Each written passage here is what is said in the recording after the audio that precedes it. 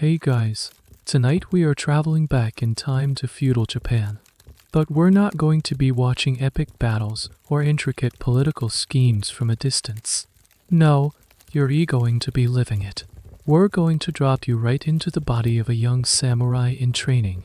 And frankly, you probably wouldn't survive the first day.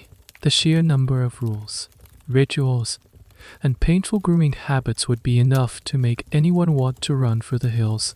It was a world where your appearance wasn't just about looking good, it was a testament to your discipline, your status, and your soul. So, before you get comfortable, take a moment to like the video and subscribe, but only if you genuinely enjoy what I do here. It's a small click for you, but it makes a huge difference for me. And while you're at it, let me know in the comments what city you're in and what time it is for you right now. I love seeing how far these stories travel. Now, dim the lights. Maybe turn on a fan for that soft background hum. And let's ease into tonight's journey together. The first thing you notice is the cold. It's a damp, bone-deep chill that seeps up from the floor. You're lying on a thin futon, laid directly on a tatami mat. The mat itself isn't soft, it's a firm, woven surface that smells faintly of dried grass and earth. Through the paper of the shoji screen to your left, a pale, gray light is beginning to filter in, signaling the start of another day. There's no sound of traffic, no electronic hums. Instead, you hear the distant, rhythmic thwack of a wooden hammer on wood, perhaps a carpenter already at work, and the gentle rustle of leaves in the small garden just outside your screen. You shift, and your head rolls off your pillow. Except, it's not a pillow, not in the soft, fluffy sense you're used to. It's a takami kurkia, a hard, lacquered wooden block, curved just enough to support your neck. It's designed to keep your head elevated while you sleep. A strange and uncomfortable little piece of furniture. You'll soon learn its purpose is to protect the elaborate hairstyles of the elite, preventing a carefully constructed top knot from being disturbed by a restless night. It's the first of many discomforts you will accept in the name of appearance. Slowly, you sit up. The room is sparse, almost empty by modern standards. There's a single, low-standing wooden table in the corner and a painted scroll hanging in the two konoma and alcove reserved for displaying art. The art is simple, a single stalk of bamboo, rendered in a few confident brushstrokes. This is the aesthetic of wabi-sabi, finding beauty in imperfection and simplicity. Your home, the home of a respectable samurai family, is a study in this principle. It's clean, orderly, and devoid of clutter. You are young, maybe 16 or 17. Your body is lean from training, but your face, when you catch a glimpse of it in the polished surface of a decorative bronze mirror, is still soft and formed. It's the face of a boy, not yet the hardened, impassive visage of a warrior. The face of your father. You think of him, his presence a constant, formidable force in this household. He is the ideal you must strive for. A man whose emotions are buried so deep they might as well not exist. Your family lies within the protective walls of a castle town. This is a key part of the rigid social structure of the era. Society is a strict hierarchy at the top of the samurai. The warrior administrators like your family. Below you are the farmers, who grow the rice that fuels the economy. Then come the artisans, who craft the swords, the pottery, and the silks. And at the bottom, ironically, are the merchants. Despite often being the wealthiest, their work, dealing with money, was considered the least honorable. You know this order instinctively. When you walk through the town, commoners bow their heads, not to you, personally, but to the two swords. You will one day be privileged to wear the day's hoe, the long coat on the shorter wakizayas, the very soul of the samurai. But life isn't all sword fighting and honor duels. In fact, a popular misconception is that samurai were constantly engaged in combat. Historians are still debating just how much of a samurai's life was spent with a sword versus a calligraphy brush, especially during the long, 250-year peace of the Tokugawa shogunate. For many, the day-to-day reality was one of bureaucracy, administration, and endless, meticulous ritual. In that ritual, the discipline started with the self. You run a hand over your hair. It's long, thick, and black for now. Soon, that will have to change. You've seen the other man, the real samurai. The top of their heads are shaved bald, the remaining hair oiled, pulled back tight, then tied into a precise stop knot. It's a look that seems bizarre, even painful.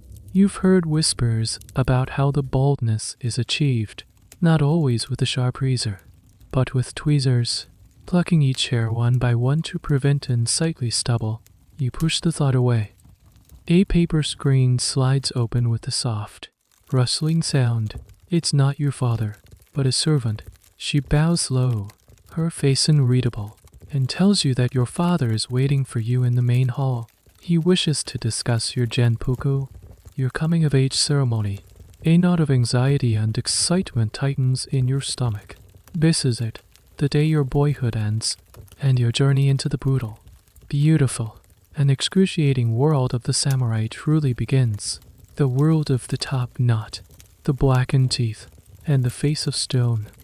You slide the paper screen open, the wooden frame making a soft, whispery sound against the polished floor. You step into the main corridor of the house. The floorboards are dark with age, worn smooth by generations of feet padding along their length. They feel cool and solid beneath your own bare feet. You walk slowly, deliberately. Running inside the house is an unthinkable breach of decorum. Everything here is about control, about measured movement. Your destination is the main hall, the largest room in the house, reserved for receiving important guests and for significant family occasions. Like this one, as you approach, you see your father. He isn't facing you. He is sitting in the formal IZA position, kneeling, with his legs folded beneath his thighs, his weight resting on his heels. He is perfectly still, a silhouette against the large shoji screen that looks out onto the garden.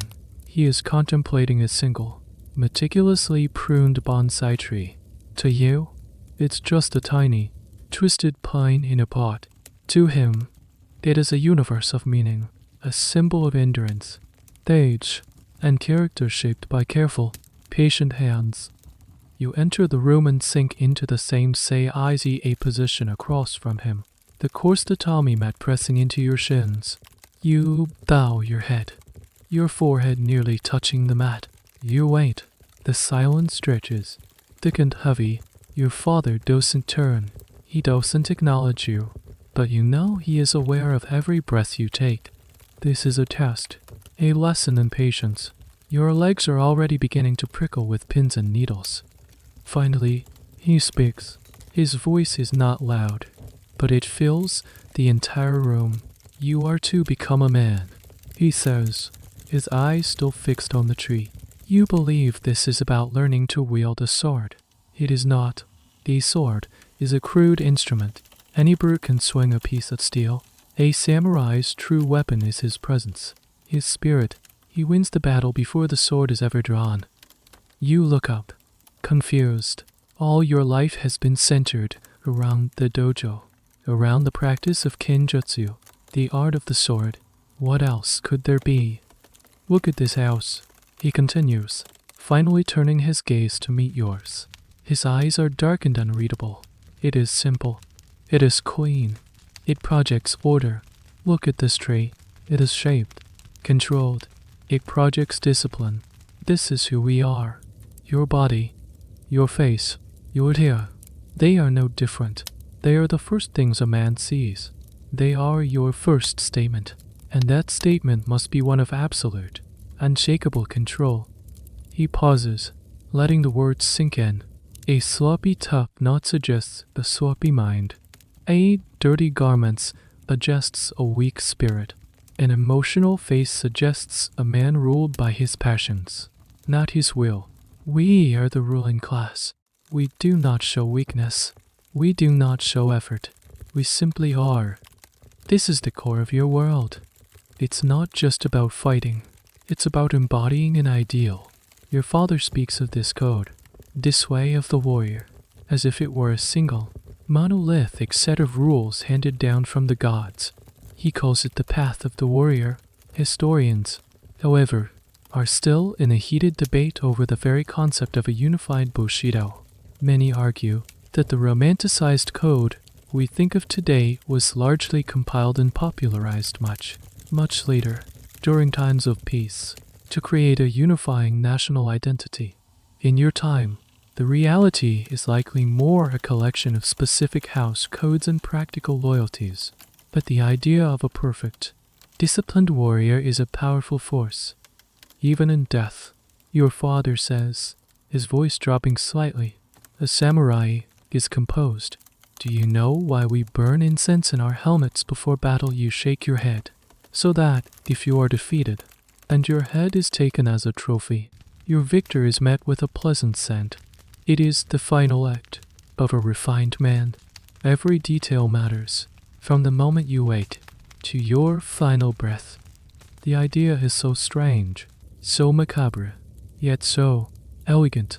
To be concerned with your personal fragrance for the benefit of the man who will kill you. It's a level of aesthetic dedication that borders on the insane. It's a prime example of the beautiful horror that defines your path. Your genpuku is not a celebration, he concludes, his gaze becoming sharp, intense. It is an ordeal. It is the first of many you will endure. You will be remade. Your hair will be styled in the manner of a man. Your face will begin its training to become a mask of stone. Your childhood will be shaved away, plucked out by the root. The words hang in the air. He makes it sound less like a ceremony and more like a punishment. The pins and needles in your legs have now become a dull, throbbing ache. You fight the urge to shift your weight, to show any sign of discomfort. Your father is watching you, judging you. This is the first test.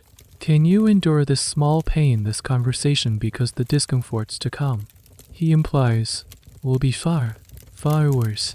You press your knees harder into the mat, your back straight, your face a blank canvas. You are learning the art of being a samurai. You now understand? It is not the art of the sword. It is the art of performance, an agonizing, lifelong performance. Your father dismisses you with a slight, almost imperceptible nod. You bow deeply once more, then rise, your legs screaming in protest. You back out of the room slowly, never turning your back on him, and slide the shoji screen closed with a soft thud. The corridor feels different now. The air seems heavier, charged with the weight of your impending transformation. You make your way to the dojo, the training hall attached to your house. It's a simple, open-walled structure with a polished wooden floor and a roof of heavy tile. This has always been your sanctuary, the one place where you felt you understood the rules. The rules here were physical: the correct footwork, the precise angle of a sword cut, the controlled breathing of a strike. Now, you realize it was all just a fraction of the full picture. The discipline practiced here was merely a primer for a much deeper, more invasive kind of self-control. You pick up a baken, a wooden practice sword, its weight familiar and comforting in your hands. You go through your kata, the choreographed patterns of movement, swing, block, thrust. Each motion is precise, honed by years of repetition. But today, your father's words echo in your mind. A sloppy top nod suggests a sloppy mind. An emotional face suggests a man ruled by his passions. You catch your reflection in the polished blade of a real katana resting on a nearby rack. You see your own face, grimacing with effort as you execute a powerful swing. You see your brow furrowed in concentration. Passion, emotion, the very things your father said a samurai must conquer. You are showing effort. This is wrong. The ultimate expression of discipline wasn't just about how you fought, but how you looked while you were doing it. It was about achieving a state of mushin, or no mind, a state where your body moves without conscious thought, where your face remains placid and untroubled. Even in the heat of a duel, Your appearance was the external manifestation of this internal state. The perfectly coiffed hair, the unreadable face, the immaculate clothes, they were not vanity. They were a declaration to the world that you had achieved this level of mastery. You were in complete control, not just of your sword, but of your very being. This idea of the body as a canvas for one's inner state is a recurring theme in many cultures, but the samurai took it to a unique extreme. It wasn't about being attractive in a conventional sense. It was about projecting an aura of intimidating, almost terrifying, self-possession. Your entire existence was to become a piece of living art, a testament to the virtues of your class. You lower the bakken and try to compose your face. You try to relax your jaw, to smooth your brow. You attempt another kata, this time focusing not on the power of your strikes, but on the stillness of your expression. It feels unnatural. Your movements become stiff, less fluid. It's like trying to pat your head and rub your stomach at the same time. A conflict between physical exertion and enforced calm. A lesser known, and slightly bizarre, aspect of this disciplined appearance was the scent. Your father mentioned the incense in the helmet, but it went further than that. High-ranking samurai were often connoisseurs of incense, a practice called kodo, the way of fragrance. They would perfume their armor and clothes with complex, layered scents, not just for the benefit of their enemies, but as part of their own refined aesthetic. It was another layer of control, another detail to be perfected. Imagine the contradiction a man trained for brutal, bloody conflict, meticulously curating his personal fragrance. Historians sometimes suggest this was a way to mentally distance themselves from the grim reality of their profession, wrapping it in a cloak of high culture. You place the bakken back on its rack. The familiar comfort of the dojo is gone. It now feels like just another stage for your performance. You look down at your hands, calloused from the sword. They are the hands of a warrior, but your face, your hair, they are still the face and hair of a boy. Your father's words about your genpuku being an ordeal replay in your mind. The remaking, the shaving away. You now understand that this isn't just about getting a new haircut. It's an initiation, a symbolic stripping away of your untamed, emotional self. You will be sculpted, like the bonsai tree in the main hall, pruned, twisted, and shaped into the ideal form. The process will be painful, methodical, and relentless. It's not just about becoming a man, it's about becoming a specific kind of man. An icon, a living symbol of power and discipline, whose beauty was measured not in smiles, but in the terrifying perfection of his stillness. Your heart hammers in your chest, a frantic, uncontrolled rhythm that you know you must learn to silence. The day of your genpuku arrives not with a bang, but with a quiet, solemn gravity.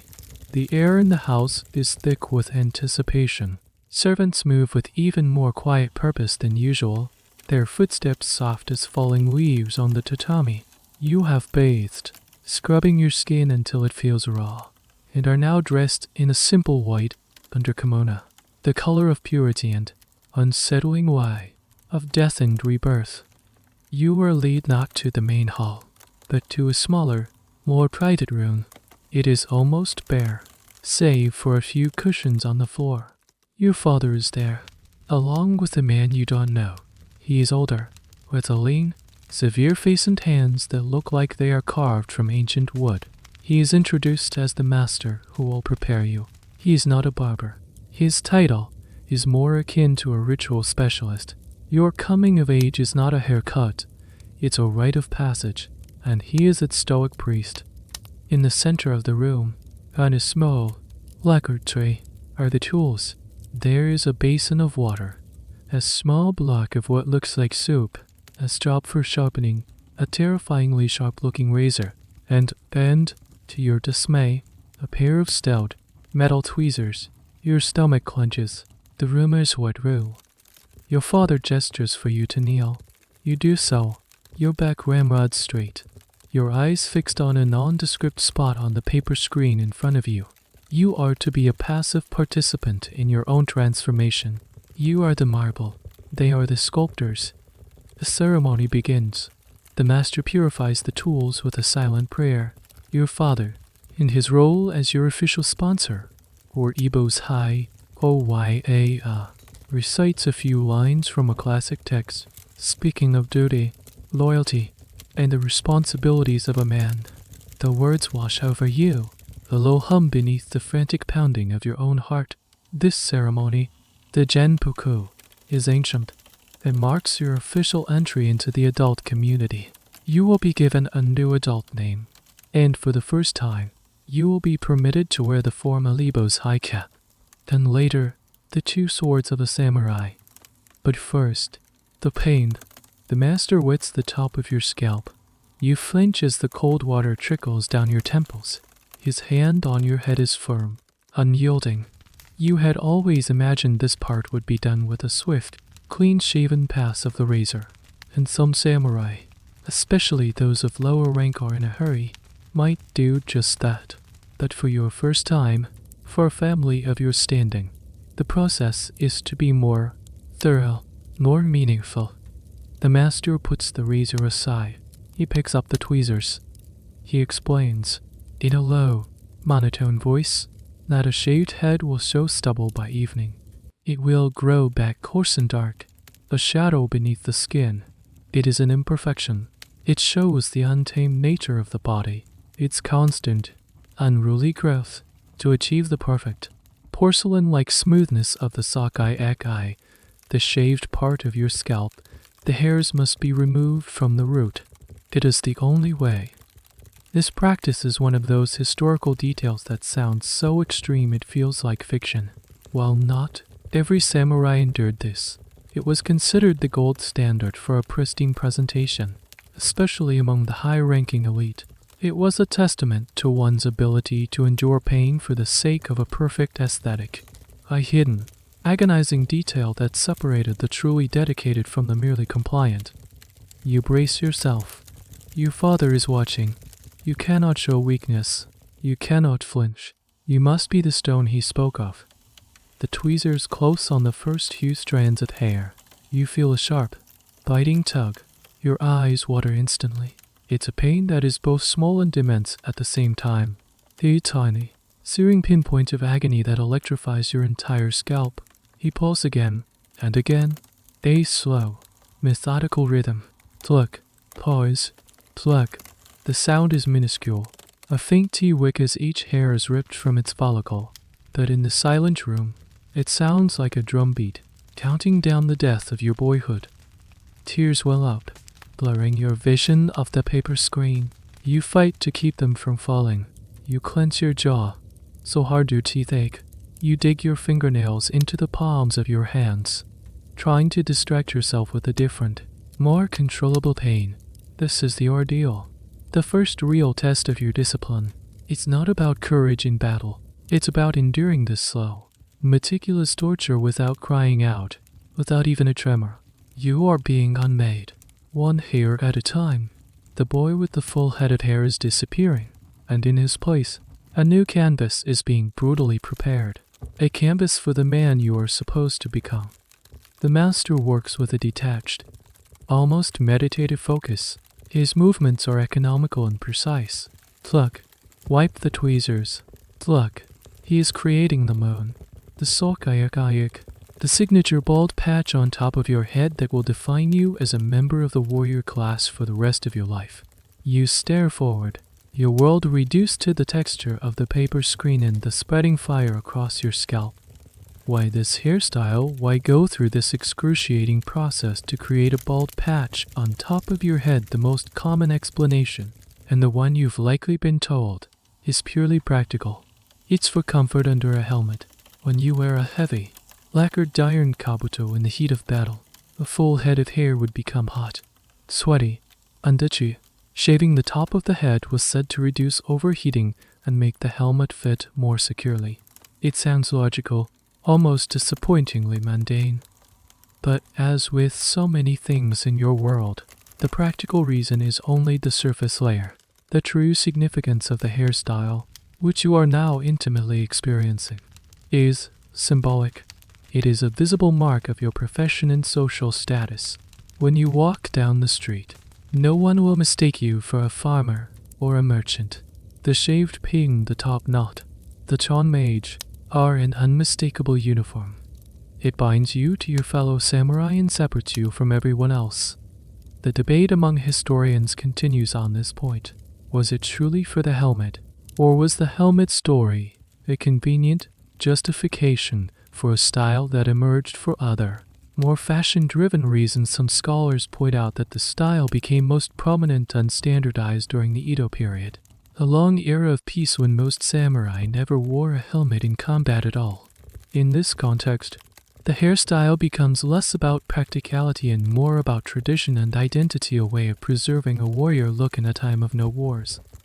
The master moves from the front of your hairline backwards, a slow tide of pain receding across your scalp. The initial sharp agony of each pluck begins to numb into a throbbing. Parting 8. Your skin feels raw, inflamed, and exquisitely sensitive. You can feel the cool air of the room on the newly exposed skin, a sensation that is both a relief and a new form of irritation. Finally, the plucking stops. A large, perfectly round patch of your head is now bald, not shaved, but plucked. It is red, swollen, and probably dotted with tiny pinpricks of blood.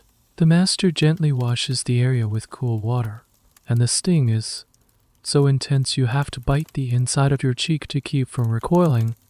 Now comes the second part of the process.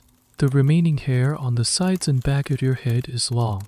The master takes out a comb and a thick, waxy oil called the Tofugu Abura. It's a hard pomade made from Japan wax tree seeds and other plant-based waxes. It has a unique, slightly sweetened oily scent that will become a constant backdrop to your life. He works a generous amount of this wax into your hair, combing it through until every strand is coated, stiff, and shiny. The hair is then pulled back with incredible tension. It feels like your entire face is being stretched taut. The goal is to make the hair perfectly smooth and flat against your skull. He gathers it all at the back of your head, just below the crown, and ties it tightly with a cord of waxed paper, called a mocho yui. Then, with a skill that is both fascinating and terrifying, he takes the resulting ponytail, folds it forward over the newly bald pate, and secures it. The very end of the ponytail is fanned out slightly untrimmed into a neat, brush-like shape. This is the classic Chonmage top knot. It lies flat against your bald scalp, an oiled, dark line against the raw, pink skin. The process is complete. The master steps back. Your father nods, a flicker of something that might be approval in his eyes. He hands you a small, polished bronze mirror. You lift it with a trembling hand. The face that stares back at you is a stranger's. It's your face, but it's distorted. The severe, pulled back hair accentuates your cheekbones and jawline, making you look older, harder. The arching, bald forehead seems alien. The angry red of your scalp is a stark, brutal contrast to the sleek, black hair of the top knot. It is not handsome. It is not meant to be. It is severe. It is imposing. It is the face of a samurai. The boy is gone, and looking at this strange, pained face in the mirror, you feel a profound and unsettling sense of loss. You try to get used to the feeling, a constant, tight pulling at your temples and the back of your head. The raw, exposed skin of your scalp prickles with 1,000 tiny points of fire. You have to hold your head differently, more stiffly, to avoid disturbing the newly constructed art piece on your head. Your first lesson in the physical cost of your identity has been a resounding success. But the ordeal of the tweezers isn't a one-time event. It's the beginning of a lifelong commitment. The choice between shaving and plucking becomes a daily or weekly consideration. Many samurai, you will learn, opt for the razor for everyday maintenance. It's quicker, less painful, but it's imperfect. By afternoon, a faint shadow, a blue ness as they call it, appears on the scalp. It's the visual equivalent of a 5 o'clock shadow, and to the most discerning eye, it's a sign of swampiness. The truly dedicated or those preparing for an important ceremony or audience with a high-ranking lord, will resort to the tweezers. It's a quiet act of self-mortification performed in the privacy of one's own home. This is where the true discipline lies, not in the public performance, but in the private pain endured for the sake of that performance. Imagine the scene of fearsome warrior, a man trained to kill, sitting patiently for an hour or more, either plucking out his own hair or having a servant do it for him. It's a bizarre juxtaposition of hypermasculinity and what might be considered a cosmetic beauty ritual. This practice often leads to chronic skin irritation, folliculitis, infected hair follicles, and even scarring over time.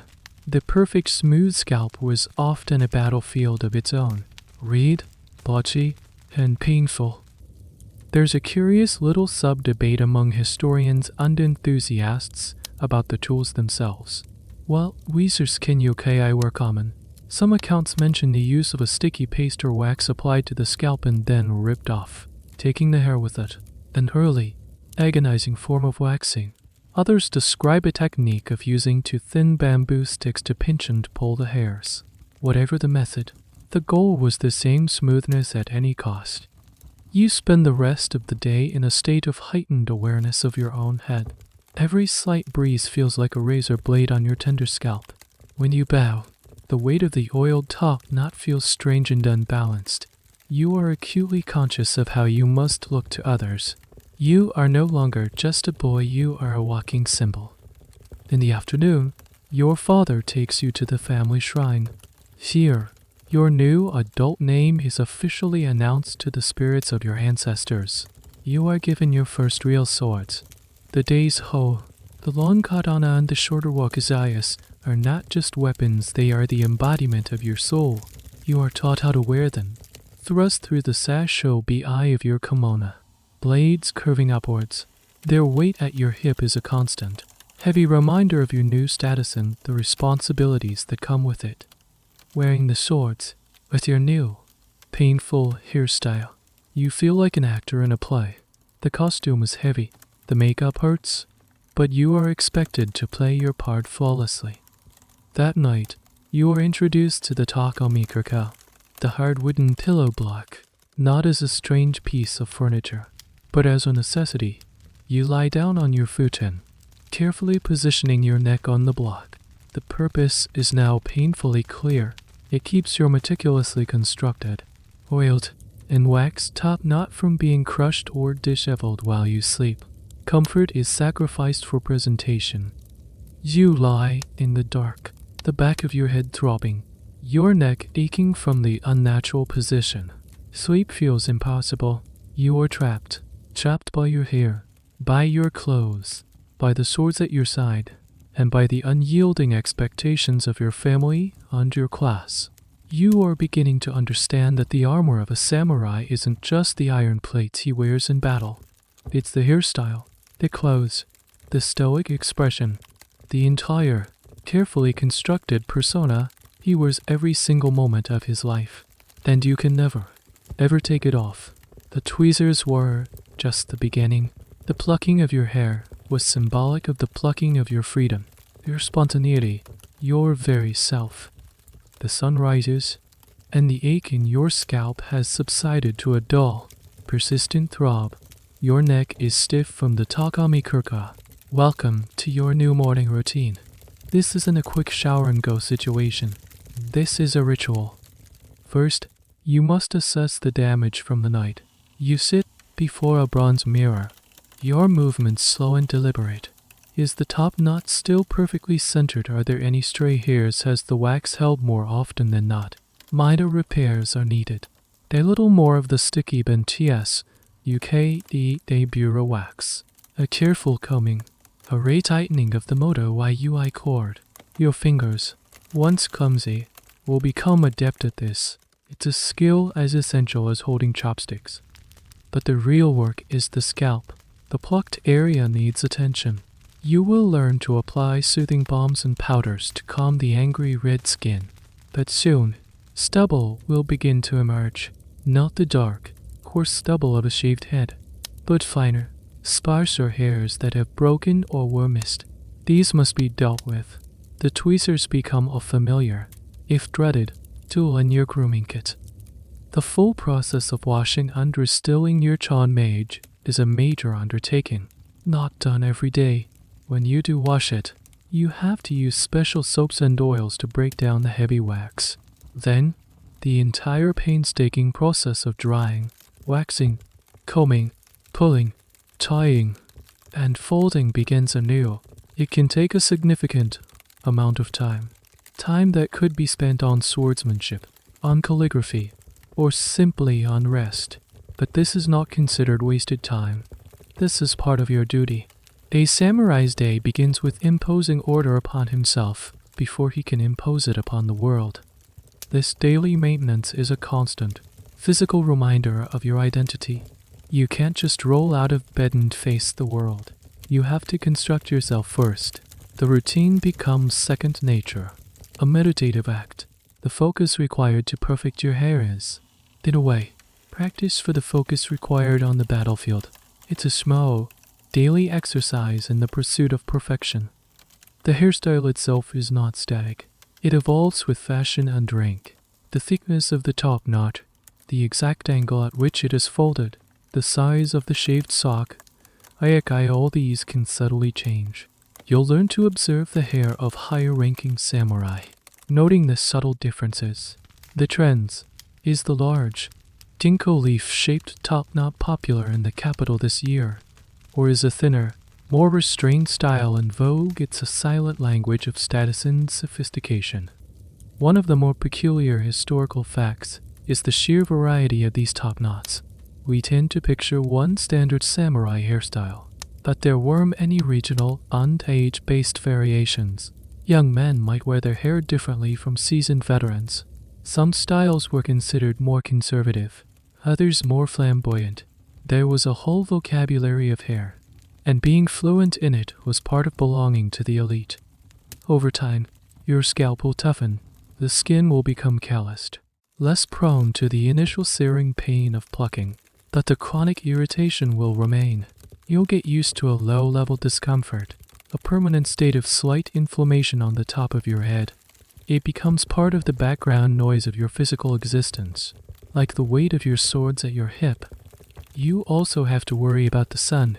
The newly exposed skin of your scalp is vulnerable to sunburn, which is not only painful but also considered unsightly. A peeling, sunburned sock, is the mark of a careless man. So on hot days, you will learn to be mindful of wearing a hat or seeking shade, another small restriction on your freedom of movement. This constant, daily focus on your hair seems obsessive, and it is, but it's an obsession with a purpose. It instills discipline, it reinforces hierarchy, and it serves as a constant, tangible link to your identity as a samurai. You look in the mirror and you don't just see your own reflection. You see a legacy. You see the embodiment of a centuries-old tradition. Your hair is no longer your own. It belongs to your class, to your lord, to your ancestors, and the daily ritual of maintaining it is your quiet, personal pledge of allegiance to that code. It is a crown of pain, who unwillingly. You've finally grown accustomed to the tautness of your scalp and the ritual of the tweezers. You have accepted the Chonmage as a part of you. You wear it, as you've been taught, as a badge of honor and discipline. You've also mastered the practical excuse it's to keep your head cool under a helmet. But one day, during a training exercise, you discover there might be more to it than that.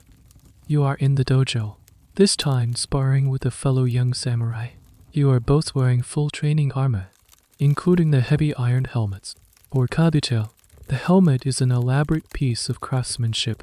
A heavy iron bowl protects the skull. A sweeping neck guard, shikoro, protects against attacks from the side and rear, and often a fearsome mask, or menuro, covers the face. It's hot, cumbersome, and it drastically reduces your field of vision. As you move, you feel the helmet shift on your head. This is a common problem, despite the internal padding and chin cords. The sheer weight of the thing, can make it unstable during rapid movement. You duck under a swing from your opponent's bakken, and the helmet lurches forward, momentarily blinding you. It's a dangerous flaw. Then you remember something an older instructor once mentioned. He showed you how the base of your folded top knot, the stiff, waxed ponytail, fits perfectly into a specific hollowed-out space or against a peg inside the back of some helmet. It's a feature called the Kasajirashe no Kinao, originally meant for attaching a small identifying flag. But it serves a secondary purpose. You adjust your helmet.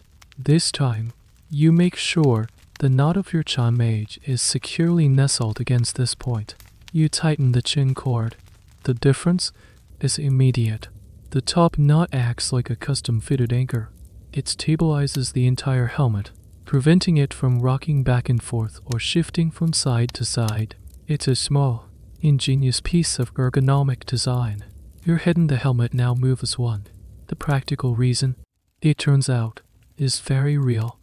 This helmet's stabilizing feature is a fascinating piece of historical design, but its universality is, of course, a subject of debate among academics and armor specialists.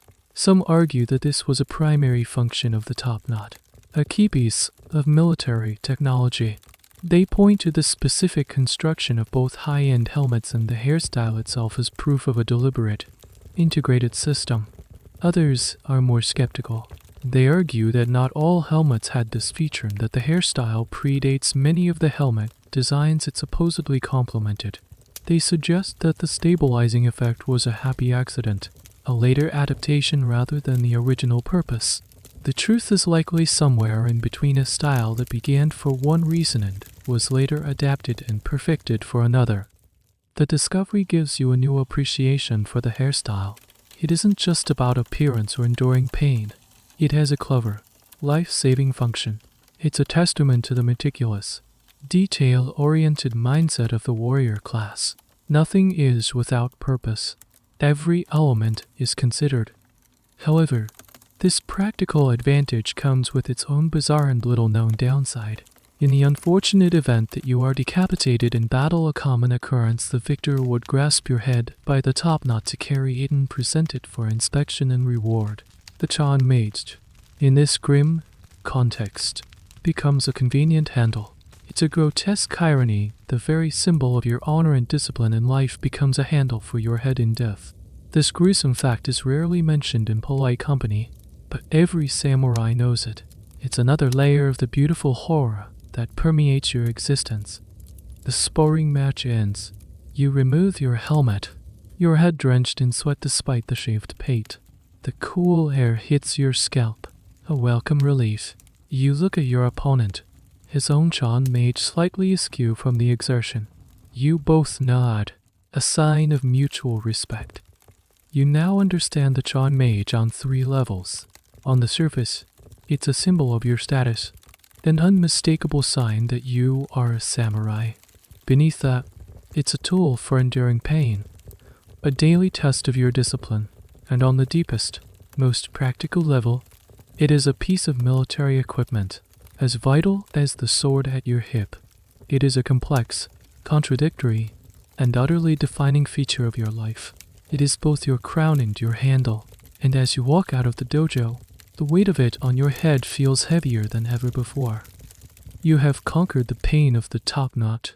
You have accepted it, rationalized it, and even found a grim, practical respect for it. You believe the worst of your aesthetic ordeals is over. You are wrong. One evening, your father summons you again. The setting is formal, the air heavy with unspoken importance. He informs you that you are now of an age where you will begin attending more official functions, perhaps even be granted an audience with the local lord. Your presentation, he stresses, must be impeccable. And there is one more detail to be addressed, a detail of the mouth. He smiles. It's a rare, unsettling event, and when he does, you see it clearly. Devoid. His teeth are not white, or yellowed, but a uniform, lacquered black.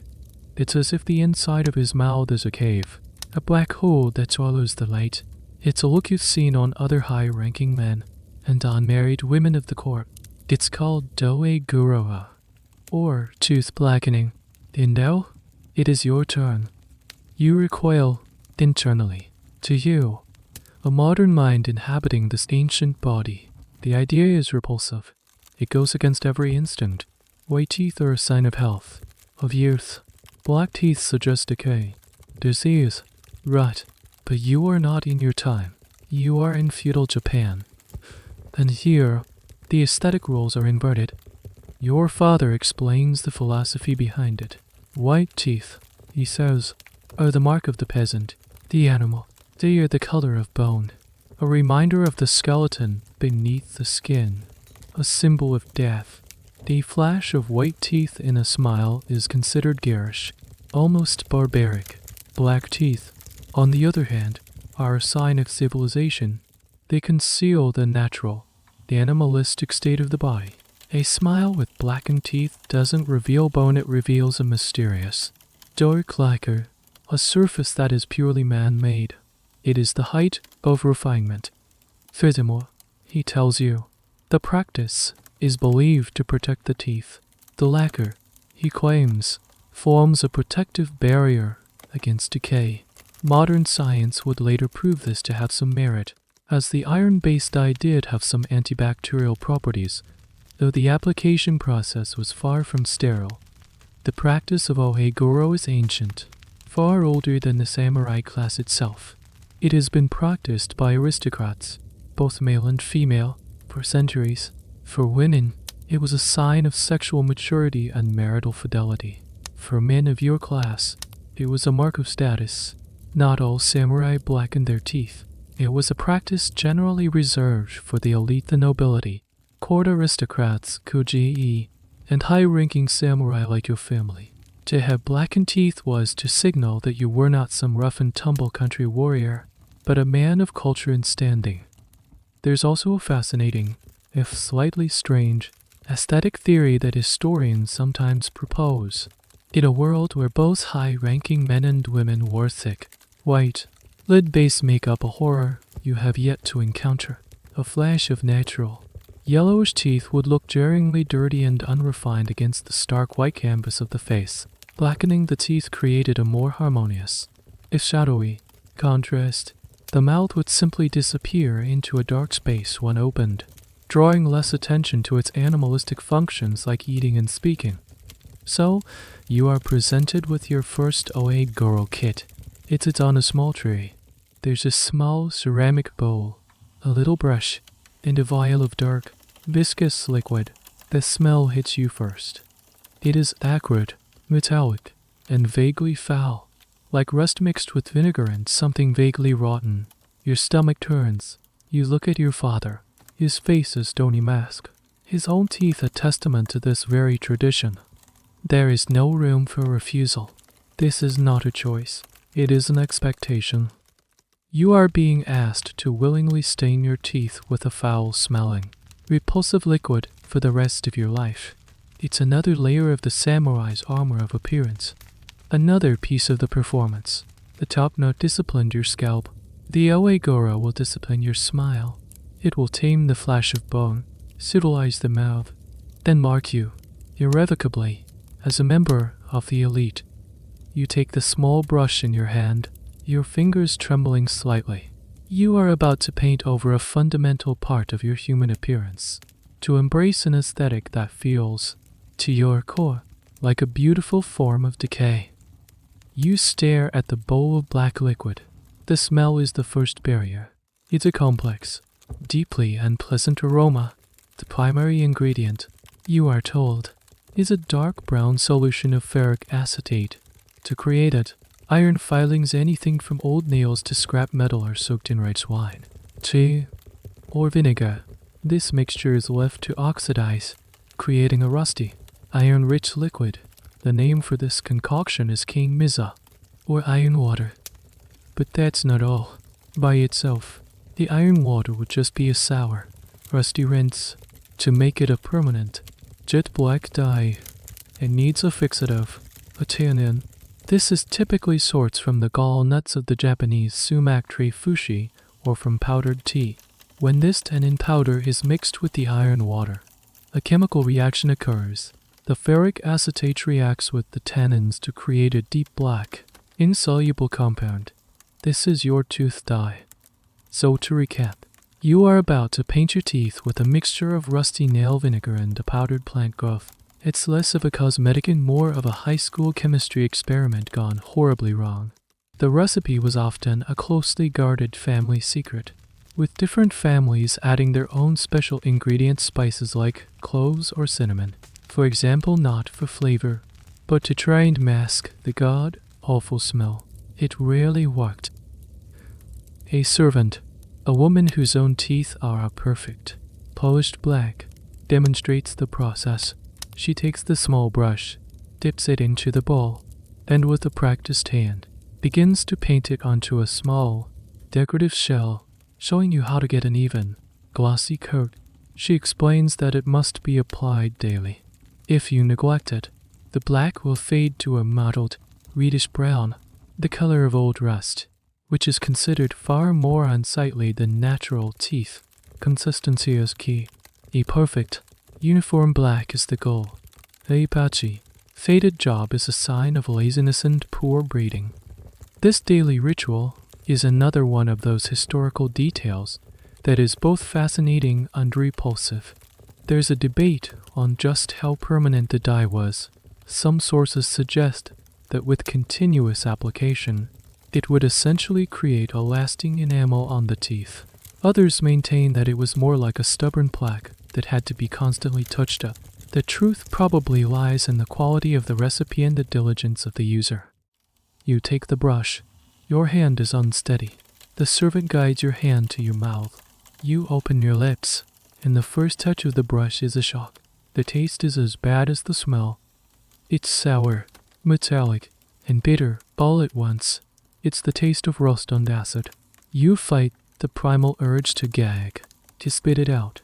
Your father is watching, his expression unreadable. This is another test of composure. Can you endure this revulsion without showing it? You paint, clumsily at first. The liquid is thin and runs. You try to coat each tooth, front and back. It feels deeply wrong, like you are deliberately fouling yourself. The servant murmurs encouragement, telling you to be thorough, to reach the teeth in the back. The process is slow and meticulous. You have to paint, let it dry for a moment, then paint again, building up the layers. One of the more bizarre and lesser-known facts about Ohaguro is the existence of tooth blackening parties among court ladies. They would gather to prepare fresh batches of the dye and apply it together, turning the unpleasant chore into a social event. It's unlikely that stoic samurai warriors were having similar parties, but it highlights how deeply ingrained and normalized the practice was in certain circles. It wasn't seen as a horror, it was just a part of life, like combing your hair or trimming your nails. Finally, after what feels like an eternity, the first application is done. You are allowed to gently rinse your mouth, but the taste and smell linger. You look in the bronze mirror. Your teeth are not yet a perfect, glossy black. They are a streaky, brownish gray, like cobblestones in a dirty alley. It's the awkward, ugly first stage. It will take days, maybe weeks, of consistent application to achieve the desired deep, lacquered finish. You have now altered your body into fundamental ways. The top of your head is raw, plucked canvas, and your teeth are stained with a foul-smelling chemical concoction. You are being systematically deconstructed, your natural features erased and replaced with the artificial signifiers of your class. You are becoming a living work of art, but the process of creation is one of disgust and discomfort. You close your mouth, the metallic tang filling your senses.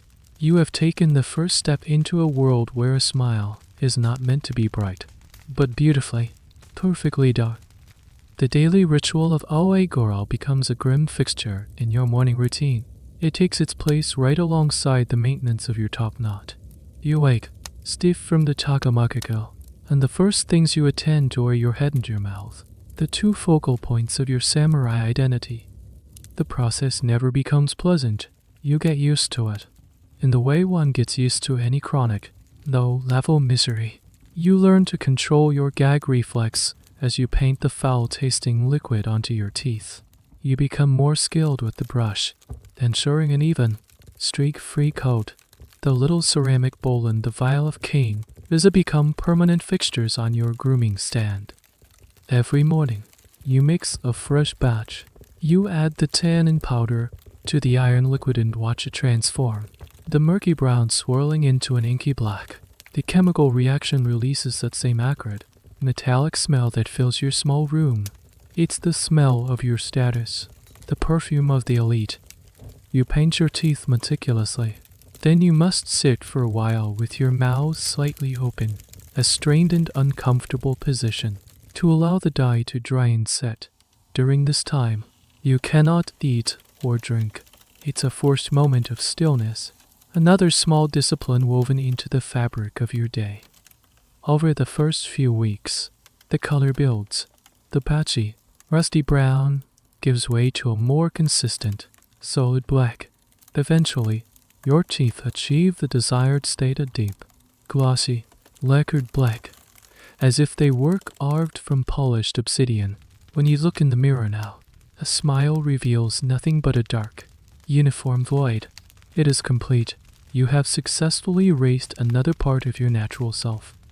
Living with Ohaguro changes things. Your sense of taste is perpetually altered. There's a constant, faint metallic tang in your mouth, a background note to every meal. You become acutely aware of your breath. The ingredients of the dye are not exactly fragrant, and you must use cloves or other scented herbs to chew on throughout the day to keep your breath from being offensive. This is another small, hidden burden of the practice. One of the curious side effects, and a point of some debate, is the social impact on your smile itself. Does one smile less when one smile is a black cavern, or does one smile more? Proud to display the mark of high status, the historical record isn't clear on smiling etiquette. However, in a culture that valued impassivity and emotional control, the blackening of the teeth served the overall aesthetic goal perfectly. An emotional, toothy grin was considered undignified. Ohaguro helped to neutralize the smile, turning it from an expression of spontaneous joy into a more controlled, mysterious gesture. You notice it in your interactions. When you speak to a farmer or a merchant, their eyes might flicker for a moment toward your mouth. It's a sign of the social chasm between you. They have the teeth of common men. You have the teeth of a ruler. It's a silent, powerful statement made before you even utter a word. This daily staining, this commitment to a beautiful decay, requires immense fortitude. It's easy to see why it was a mark of the elite. A peasant, working from dawn till dusk, would have neither the time nor the resources for such a demanding cosmetic ritual. Your blackened teeth are a symbol of your leisure, your wealth, and your dedication to a non-productive, purely aesthetic ideal. You even hear whispers of a bizarre, extreme version of the practice, a legend, perhaps, but one that speaks to the psychology of the era.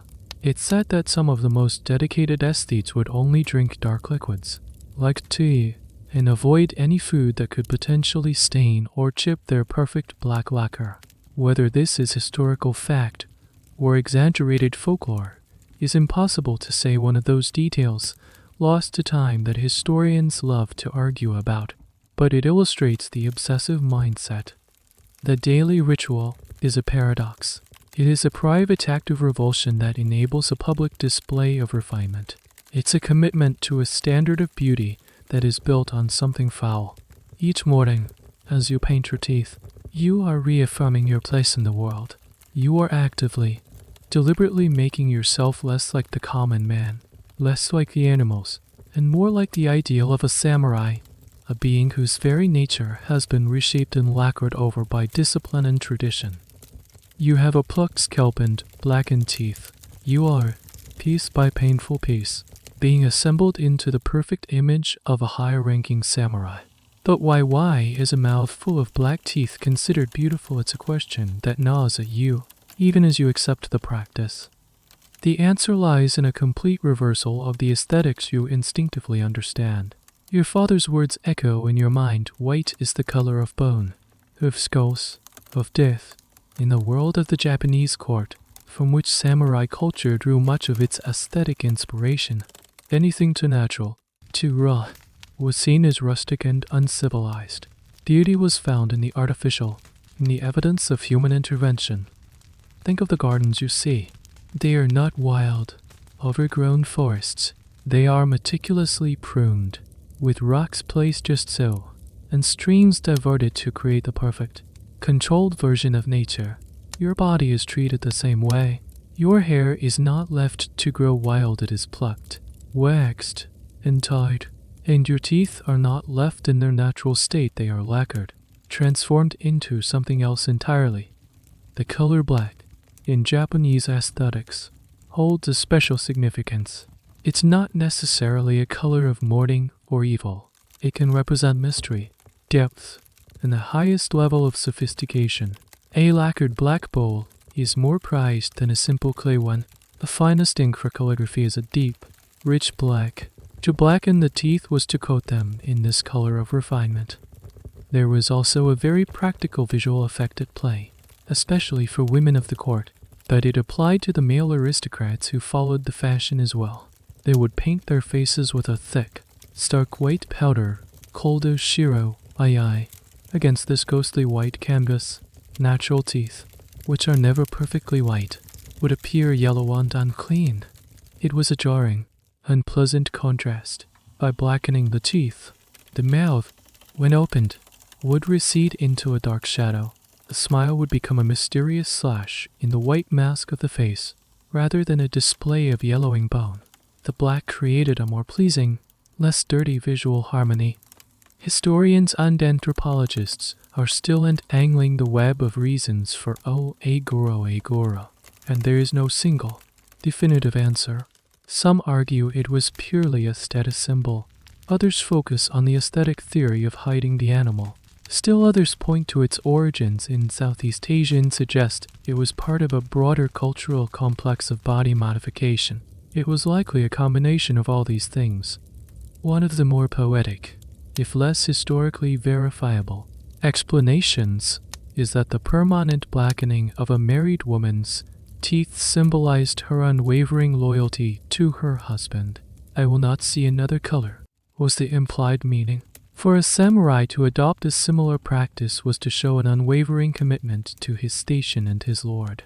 His appearance was as fixed and unchanging as his loyalty was supposed to be.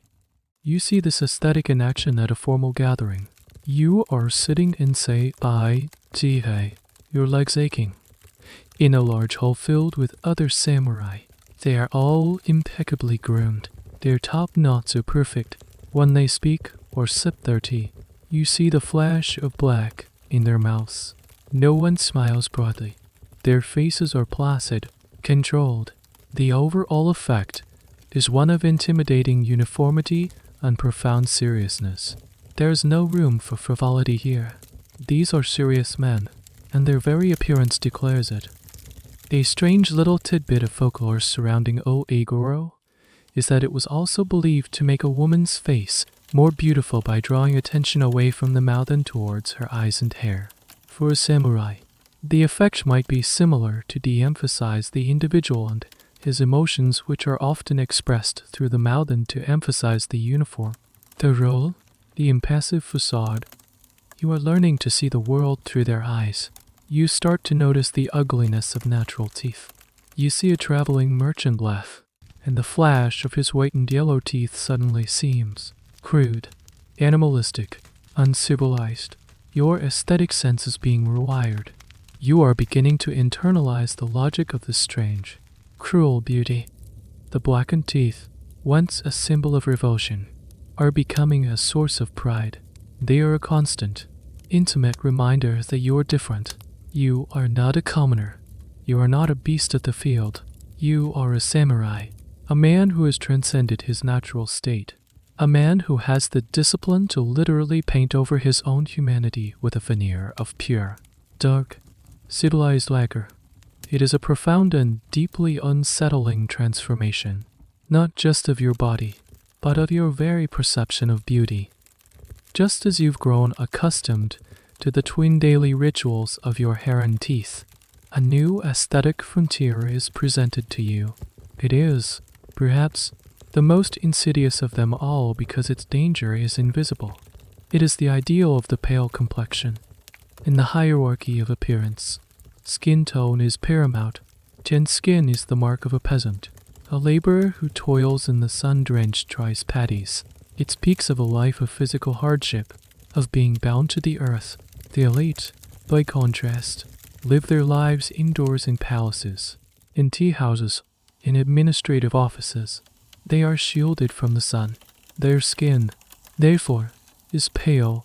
The pale, almost ghostly white complexion is the ultimate sign of a life of leisure, refinement, and aristocratic blood. You look at your own face in the mirror. It has a healthy, youthful color from your hours of training in the dojo, but to the discerning eye of your class, this is not a sign of health. It is a sign of rustic ity. It is not pale enough. Your father, your uncles, the lord you hope to serve, their faces are not like yours. They are smooth, matte, and unnaturally white.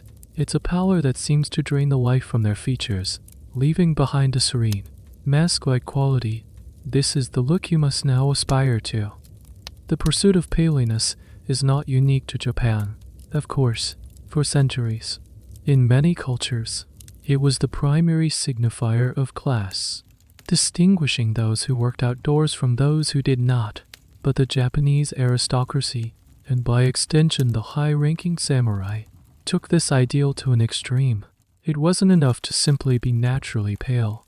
This paleness had to be enhanced, perfected, turned into an artificial canvas. To achieve this, you are introduced to oshiro-ai, which literally means white powder.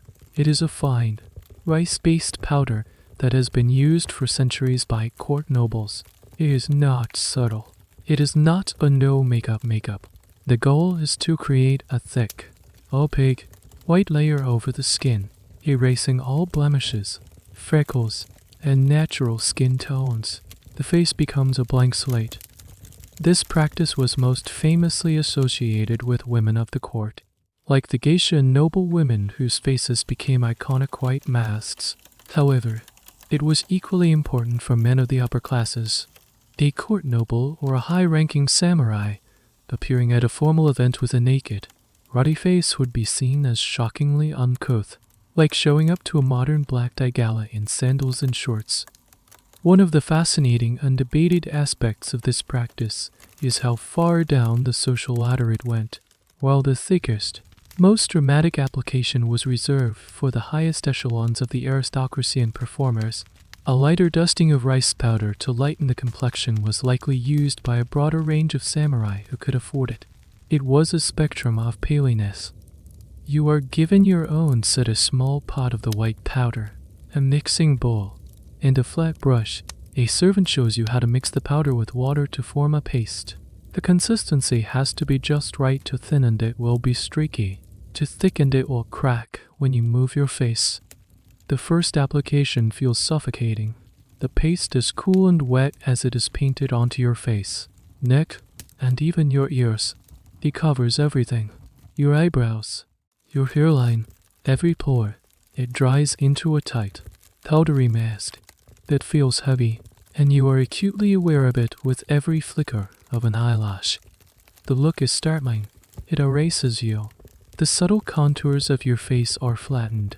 The healthy glow is gone, replaced by a ghostly, theatrical pallor, combined with the severe, pulled-back hair of your Chonmage, the black void of your Ohaguro stained teeth. The effect is profoundly dehumanizing. You no longer look like a person. You look like a symbol, an icon, a doll, and that is precisely the point. The goal is to erase the individual, with all his messy emotions and imperfections, and replace him with the serene, perfect, and untouchable ideal of a samurai. Your face is no longer your own. It is a canvas for the aesthetic of your class. A beautiful, blank, and, as you will soon discover, poisonous mask. You have accepted the scalp plucking, the tooth blackening, and now the face whitening. Each practice is a step further away from your natural self and a step closer to the samurai ideal.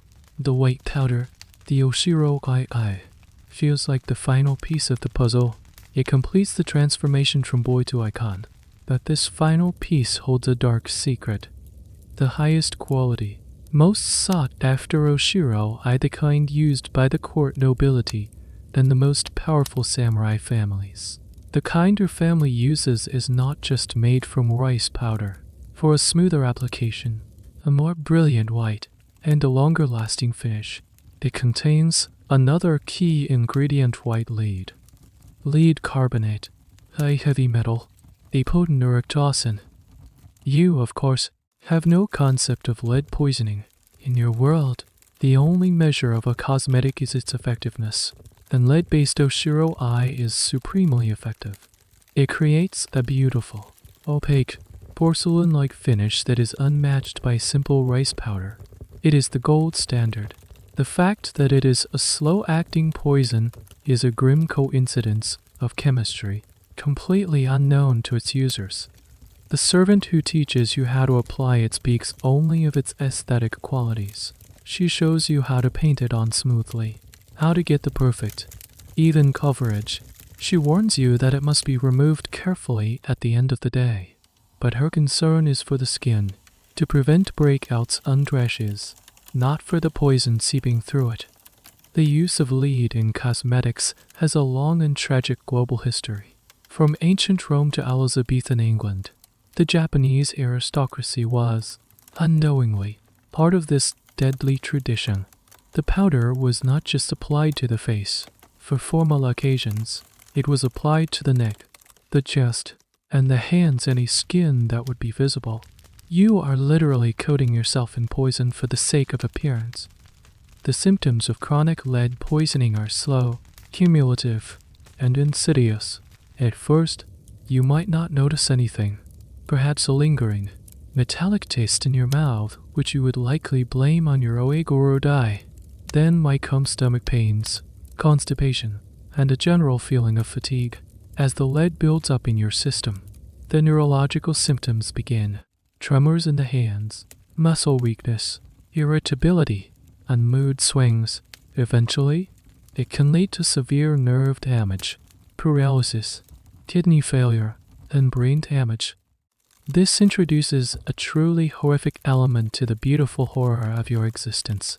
While the pain of the tweezers was immediate and obvious, the danger of the Oshiro is silent and invisible. It is a beauty that kills from the inside out.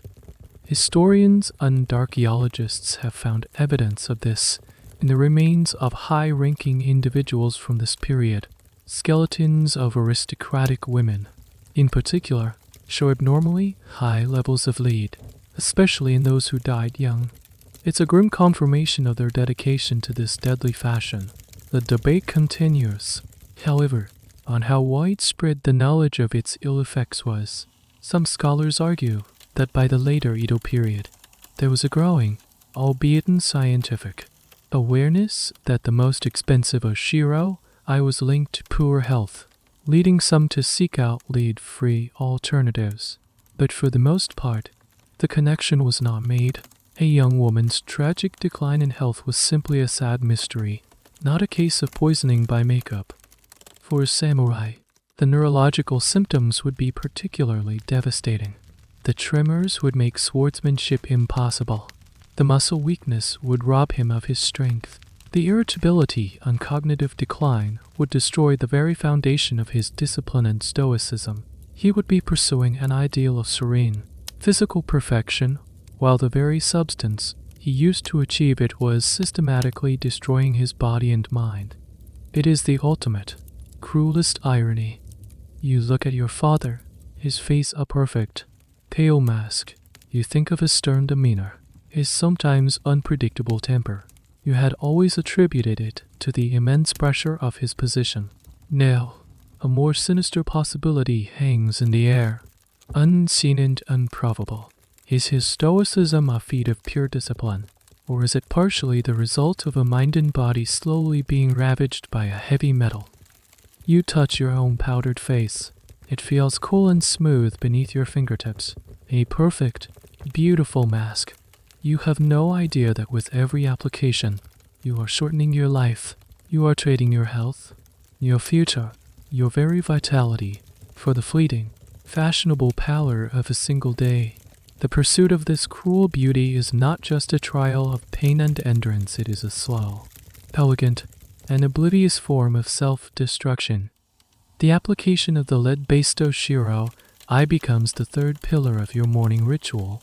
After the meticulous reconstruction of your top, not in the foul-tasting staining of your teeth, you now sit and paint on your poisonous mask.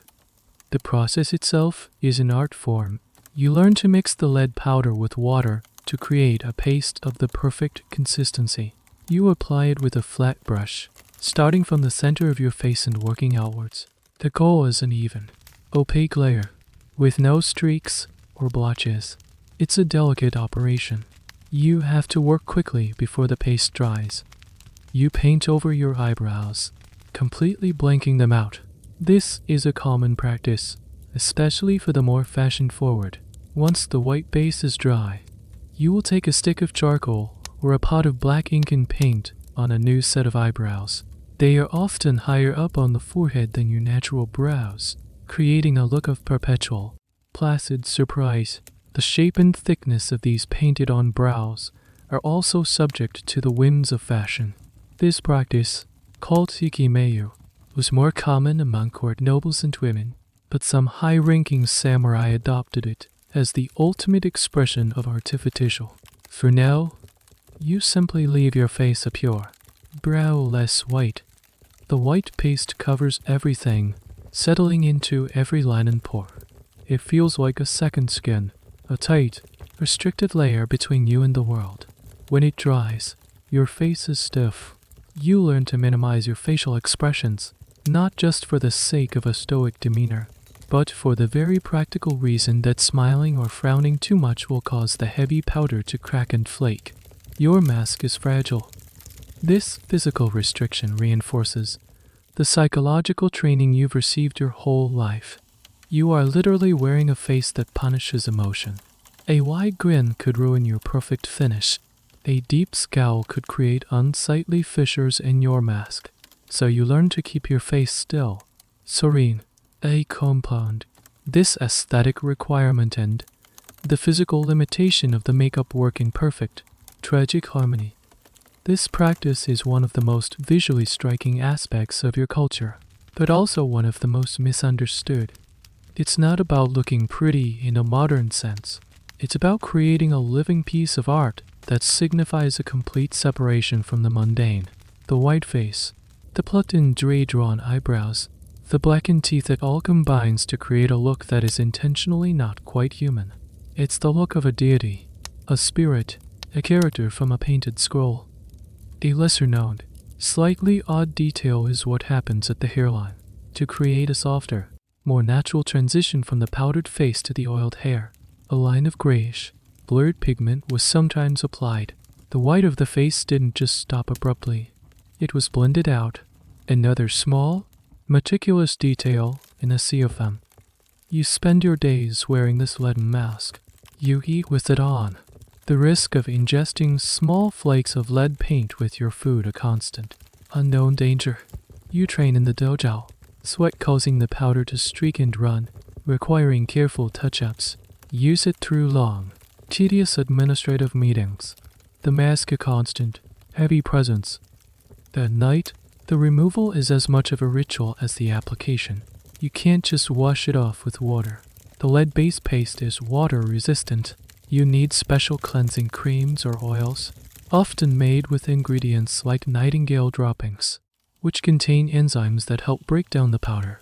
The process is abrasive and harsh on the skin. You scrub your face raw, only to coat it in poison again the next morning. Your skin is in a constant state of being coated, clogged, and then harshly scoured. Acne, rashes, and other skin ailments are a common, accepted side effect. You look in the mirror at your powdered face. The person you were just a few months ago is gone, buried under layers of wax. Die, then lived. You have become the image your father described a controlled, sculpted object, a statement of unshakable discipline. But as you stare into the eyes of this stranger, you can't help but feel a flicker of something else, a sense of being trapped, of being erased. You are wearing the perfect mask of a samurai, but you are slowly being poisoned by it, body and soul. The poison is patient. It does not announce itself. It weaves its way into your body as silently as a shadow. You are young and strong, and for a long time, you feel nothing. The daily rituals continue. The plucked scalp, the black teeth, the white face. You have mastered the external performance. You look the part. You are praised for your impeccable presentation. But then, the subtle changes begin. It starts with a persistent metallic taste in your mouth. You dismiss it as a side effect of the Ohaguro dye. You've gotten so used to it, you barely even notice it anymore. Then comes the fatigue, a deep, weary ache in your bones that has nothing to do with your physical training. You wake up feeling tired. You push through your sword practice, but your arms feel heavy, your movements a fraction slower. You attribute it to the pressures of your new responsibilities, the mental strain of constantly being on display. Your digestion becomes unreliable. You suffer from bouts of sharp abdominal pain, a colic that comes and goes without reason. You lose your appetite. Food, once a source of pleasure, becomes a chore. The servants prepare delicate, beautiful meals, but they taste like ash in your mouth. These are the early, classic symptoms of lead poisoning, or saturnism as it would later be called. The lead, absorbed through your skin and accidentally ingested, is accumulating in your soft tissues and bones. It mimics other, more common ailments, making it impossible to diagnose. In your world, it's just about of ill health, a sign of a weak constitution, something to be endured silently. To complain would be a show of weakness. The psychological effects are even more insidious. You find yourself becoming more irritable. Small annoyances that you once would have brushed aside now spark a flash of anger. Your concentration, once sharp as a blade, begins to wander. During long sessions of calligraphy practice, your hand begins to develop a slight, almost imperceptible tremor. At first, you can control it with conscious effort, but it's there, a tiny betrayal by your own body. This is the great, tragic irony that historians who study this topic often point out. The samurai class cultivated an ideal of extreme self-control and mental fortitude, the unflinching visage. Yet the very cosmetic they used to perfect this external image was attacking the neurological system that made such control possible. The pursuit of the mask was destroying the man beneath it. How many historical accounts of melancholy lords or irritable shoguns were not just matters of personality, but were, in fact, cases of slow poisoning? This is a question that fascinates and haunts historians. There is no way to know for sure, but the circumstantial evidence is strong. The skeletal remains from elite cemeteries tell a clear story of lead exposure. The vague historical descriptions of declining health, of rulers becoming paranoid or erratic in the later years, fit the pattern of chronic lead poisoning with chilling accuracy. You see the effects in the older men around you. An uncle whose hands tremble so much he can no longer hold a brush steady. A senior retainer who is prone to sudden, inexplicable fits of rage. These are seen as personal failings, as the decay of old age, as weaknesses of character. No one suspects the beautiful, white powder they have all been so carefully applying for decades.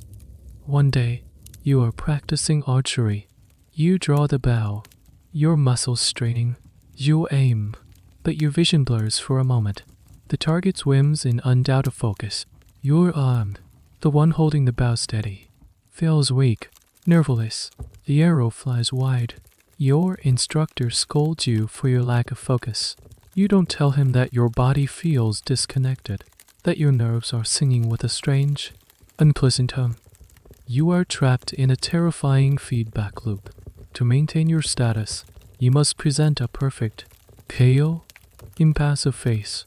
To do that, you must use the Oshiro eye. The Oshiro eye is slowly, systematically destroying your physical and mental ability to live up to that ideal. The closer you get to achieving the perfect look, the more the foundation of your being crumbles. You are becoming a hollow man, a beautiful porcelain shell with a decaying core. The cruelty of this beauty is not just in the pain of its application, but in the slow, silent, and complete annihilation it wreaks from within. While the lead powder insidiously attacks your physical body, your mind is being subjected to a different, more conscious form of discipline. The goal is to cultivate what your father called the unflinching visage. It is the art of the stone face, the practice of erasing all emotion from your public presentation. This is not just about looking serious. It's a deeper, more profound state of being. It's the aesthetic ideal of impassivity. In a world full of chaos, violence, and rigid social pressures, your face must be an island of perfect calm. It should reveal nothing of the turmoil that might be raging within. Joy, anger, fear, surprise, grief, these are all emotions to be experienced in private, if at all. To show them in public is a shocking breach of decorum, a sign that you are not in control of yourself. Your training in this art begins subtly, from a young age. You are taught not to cry when you fall, not to laugh too loudly at a joke, not to show frustration when you fail. Emotional expression is discouraged, while quiet endurance is praised. Now that you are a man, this training becomes more explicit. You are taught to control the tiny muscles of your face. You practice in front of a mirror, not to look handsome, but to look blank. You learn to relax your jaw, to keep your mouth in a neutral line, to stop your eyebrows from furrowing in concentration or raising in surprise. It's a form of meditation, but instead of focusing on your breath, you focus on the stillness of your face. You might be forced to sit in the uncomfortable seis-e position for hours, enduring physical pain without letting a single flicker of it cross your face. You might be told a tragic story or a hilarious joke, and you are expected to react to both with the same placid, neutral expression. This ideal is deeply connected to Zen Buddhist philosophy, which had a profound influence on the samurai class. The concept of mushin, or no mind, which you first encountered in the dojo, is key. It's a state of being free from the distractions of anger, fear, or ego. The unflinching face is the external sign that you have achieved, or are at least striving for, this internal state of tranquility. Your placid expression is proof of your spiritual cultivation. Of course, the degree to which samurai actually achieved this Zen-like state is a matter of historical debate. For many, it was likely less about genuine spiritual enlightenment and more about practical social performance. The calm, unreadable face was a significant advantage in negotiations, in battle, and in the treacherous politics of the court. If your opponent cannot read your intentions, you have the upper hand. One of the more extreme and bizarre training methods, whispered about in tales of the most rigorous warrior clans, involved exposing young boys to gruesome or frightening situations to train their emotional responses. They might be led into a dark room where they would unexpectedly encounter a realistic-looking severed head prop, usually, or be forced to witness executions. The goal was to desensitize them, to train them to face the horrific without flinching. While these stories are likely exaggerated, they speak to the extreme importance placed on emotional suppression. The physical constraints of your grooming reinforce this. The tight Chonmage pulls at your skin, making it harder to frown. The cracking Oshiro eye powder punishes you for smiling. The fallow Ohaguro makes you want to keep your mouth closed. Your entire aesthetic regimen is designed to produce and maintain a stoic face. You learn to live behind this mask. In public, you are the perfect samurai, calm, collected, unreadable, but the emotions don't simply disappear. They are merely suppressed, pushed down deep inside. The joy you feel at a beautiful sunset, the anger at a perceived slight, the fear before a duel, they are all there, a churning sea beneath a frozen surface. This creates a profound sense of isolation. No one knows what you are truly thinking or feeling. And you, in turn, can never truly know anyone else. You interact with your family, your friends, yours Lord, through a veil of perfect, polite, and impenetrable masks. It is a lonely existence. The art of the unflinching visage is the art of being an island, serene and beautiful on the surface, but utterly alone. The psychological cost of this perfect, calm face is a deepened, abiding solitude. The cultivation of the stone face is not left to chance or simple willpower. It is forged in the fires of intense, repetitive, and often mind-numbing discipline. The training is holistic, designed to subordinate the body's every impulse to the will. A significant portion of your day is now dedicated to pursuits that, on the surface, seem to have little to do with warfare. You spend hours on calligraphy do. This is not just about learning to write. It is a meditative practice. You must grind your own inkstick on an inkstone, a slow, circular motion that quiets the mind. You sit and say IZA. Your posture perfect. You hold the brush vertically. Your wrist and arm relaxed but controlled. Then, with a single, fluid motion, you paint the character on the delicate traced paper. There is no room for error, no going back to correct a mistake. A trembling hand, a moment of hesitation, a flicker of impatience, it will all show in the final stroke. Calligraphy is a mirror of your inner state. To produce a perfect character, you must first achieve a perfect, calm mind. Then there is the tea ceremony Chonmage. This is another exercise in supreme control disguised as a simple refreshment. Every single gesture is prescribed. The way you open the tea caddy, the way you scoop the powdered green tea, the angle at which you pour the hot water, the number of times you whisk it, the way you turn the bowl before presenting it. It is a slow, intricate ballet of tiny, precise movements. The entire ceremony can take hours, and its purpose is to instill a sense of grace, magnificence, and tranquility. Your mind must be focused solely on the task at hand, free from all other thoughts. Your face, of course, must remain placid and serene throughout. Zen meditation zazen is the most direct form of this mental training. You sit for long periods, facing a blank wall, and strive to empty your mind.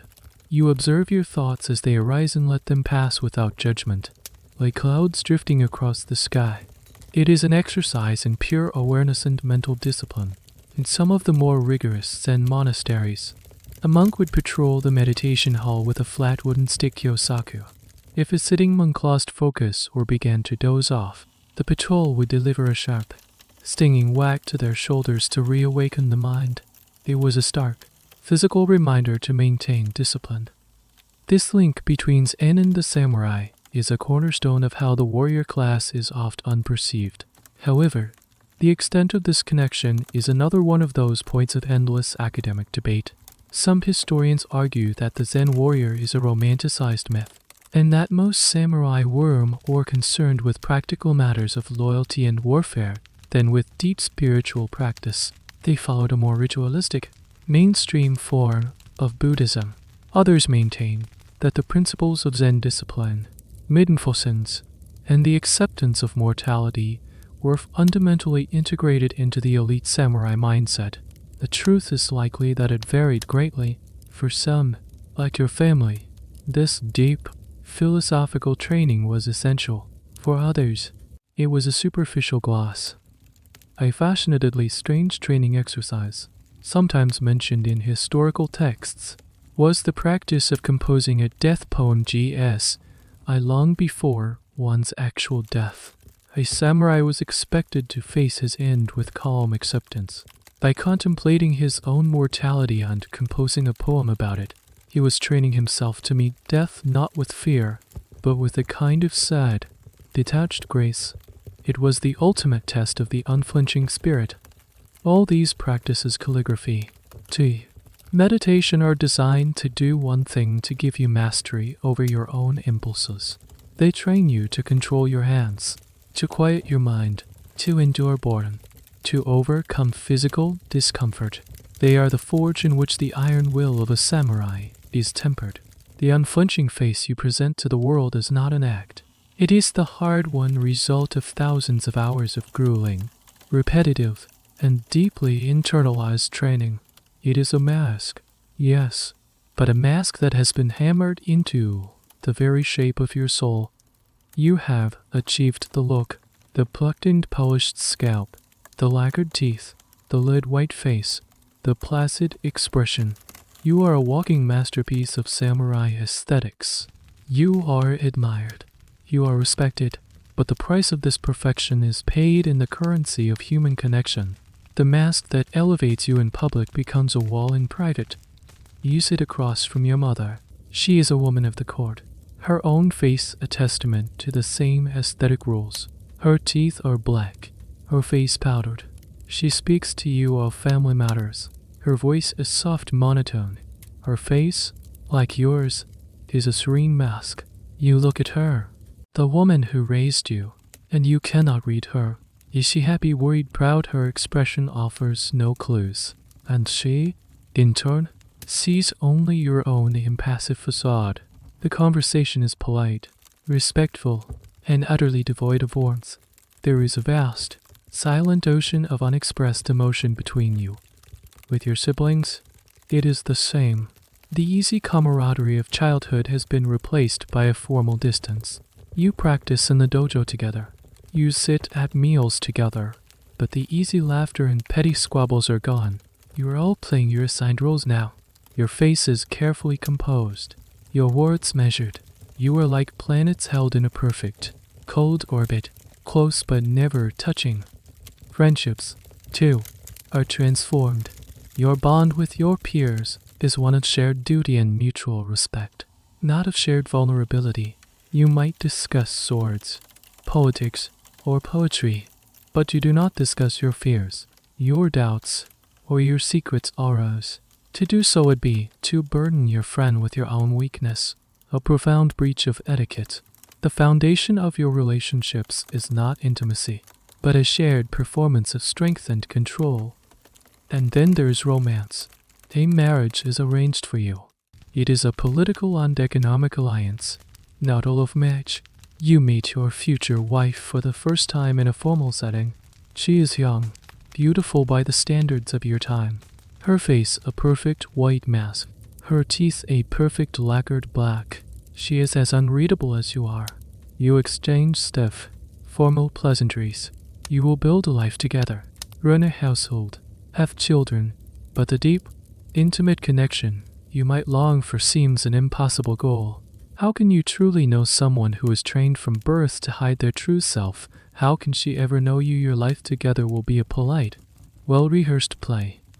This emotional isolation is, perhaps, the highest and most tragic cost of this aesthetic. The very discipline that makes you an ideal samurai makes you a stranger to those you should be closest to. The unblinking visage is a fortress. It protects you from your enemies, but it also imprisons you. There is a historical debate on this very topic. Were the people of this era simply less emotional than modern people? Their inner lives fundamentally different, or were they just as emotional, but forced to suppress it all behind a rigid social code? Most historians lean towards the latter. They point to the era's poetry, the diaries, the tragic love stories of popular plays, all of which are filled with passionate, intense emotion. This suggests a culture that felt deeply, but was allowed to express those feelings only in stylized, artistic forms, not in direct, personal interactions. The art was the safety valve for the pressure cooker of social repression. A small, sad detail of this emotional repression is the concept of nakijo. In the event of a high-profile funeral, if the family was too stoic to show appropriate grief, they could hire professional mourners, crying women, to weep and wail loudly. It was a way of outsourcing the messy and dignified business of grief, keeping the family's own composure perfectly intact. You lie on your futon at night, your neck on the hard pillow, your body aching from the slow poison of your makeup. You are surrounded by your family, living in a bustling castle town, a member of the most powerful class in the land. And yet, you have never felt so completely and utterly alone. The perfect, beautiful, inhuman mask you have worked so hard to create has succeeded. It has erased the flawed, emotional boy you once, but in doing so, it has also erased your ability to connect, to love, and to be known. It is the loneliest kind of perfection. The ultimate test of the unflinching visage is not in the tea house or the administrative meeting. It is on the battlefield. Here, the aesthetic ideal collides with the brutal reality of life and death. The call to arms comes. A rival clan has made a move. A border has been disputed, and your lord has summoned his retainers. The quiet, ritualized life of the castle town is shattered. Now, the performance must hold under the most extreme pressure imaginable. The process of arming yourself is another slow, deliberate ritual. You are helped by a servant. Each piece of your armor, your yoroi, is tied on in a specific order. The silk brocade undershirt, the shin guards, the armored apron, the chest protector, the shoulder guards, and finally, the helmet.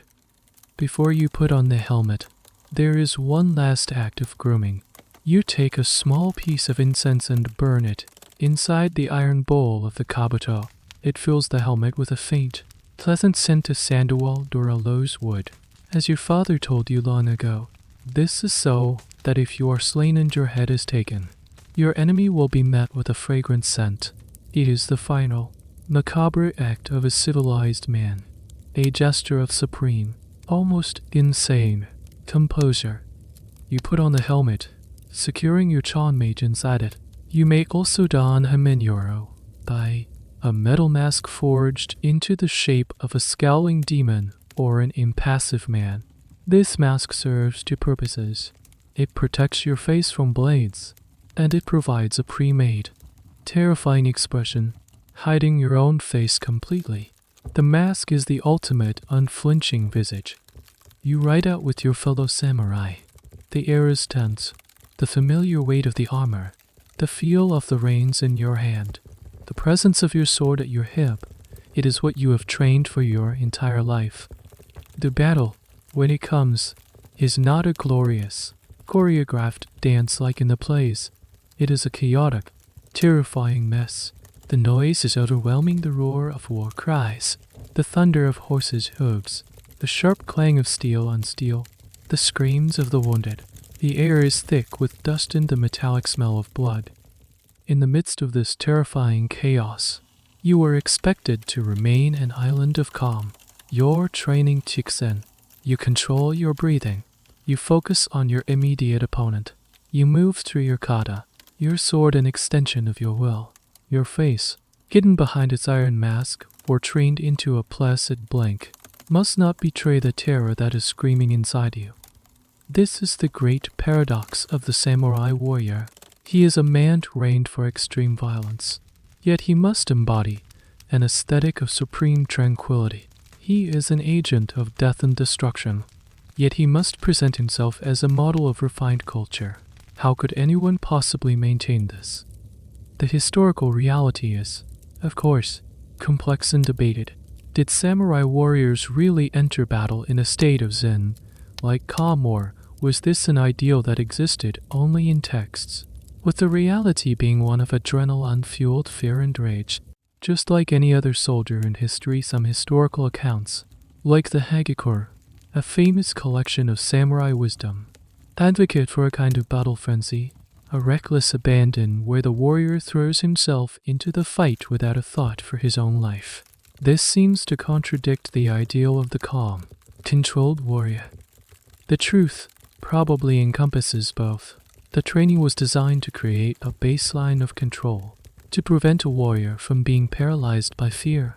But in the heat of the moment, primal instinct would surely take over. The true test was perhaps not in feeling no fear, but in acting despite it. The performance was the thing. You see a man next to you fall, a spear in his chest. You see the fear in your opponent's eyes before you strike. You feel the jarring impact as your blade cuts through armor and flesh. And through it all, you must maintain the facade. The poison in your veins makes your hands tremble slightly, but you grip your sword tighter. The emotional suppression you've practiced for years allows you to witness horror without screaming. The battle ends. You have survived. You are covered in mud and blood. You are exhausted, your body screaming with pain and adrenaline. But as you remove your helmet, you compose your face. You wipe the grime away, revealing the pale, impassive mask beneath.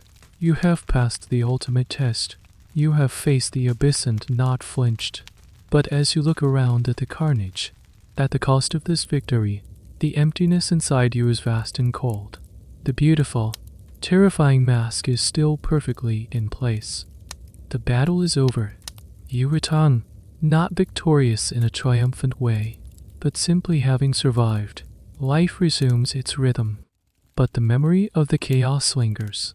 Now, more than ever, the rituals of your appearance feel necessary. They are an anchor, a way to impose order on a world that you now know is fundamentally chaotic. They are a way to wash away the filth of the battlefield, both literally and spiritually. Let's walk through the full, painstaking ritual of a high-ranking samurai preparing for an important day, an audience with his lord. Perhaps it is a symphony of small, precise, and oft unpainful acts of self-creation. The day begins before dawn. On the hard takami cricket, the first act is to assess the top knot. If it's just a regular day, a little waxing combing will do. But for an important occasion, the entire thing must be redone. This means washing. You'd use special soaps made from things like seaweed to cut through the thick BNTS UKE bureau wax. Then, the scalp, the new stubble on the sock-ayak, that must be removed. For a truly perfect finish, this means the tweezers.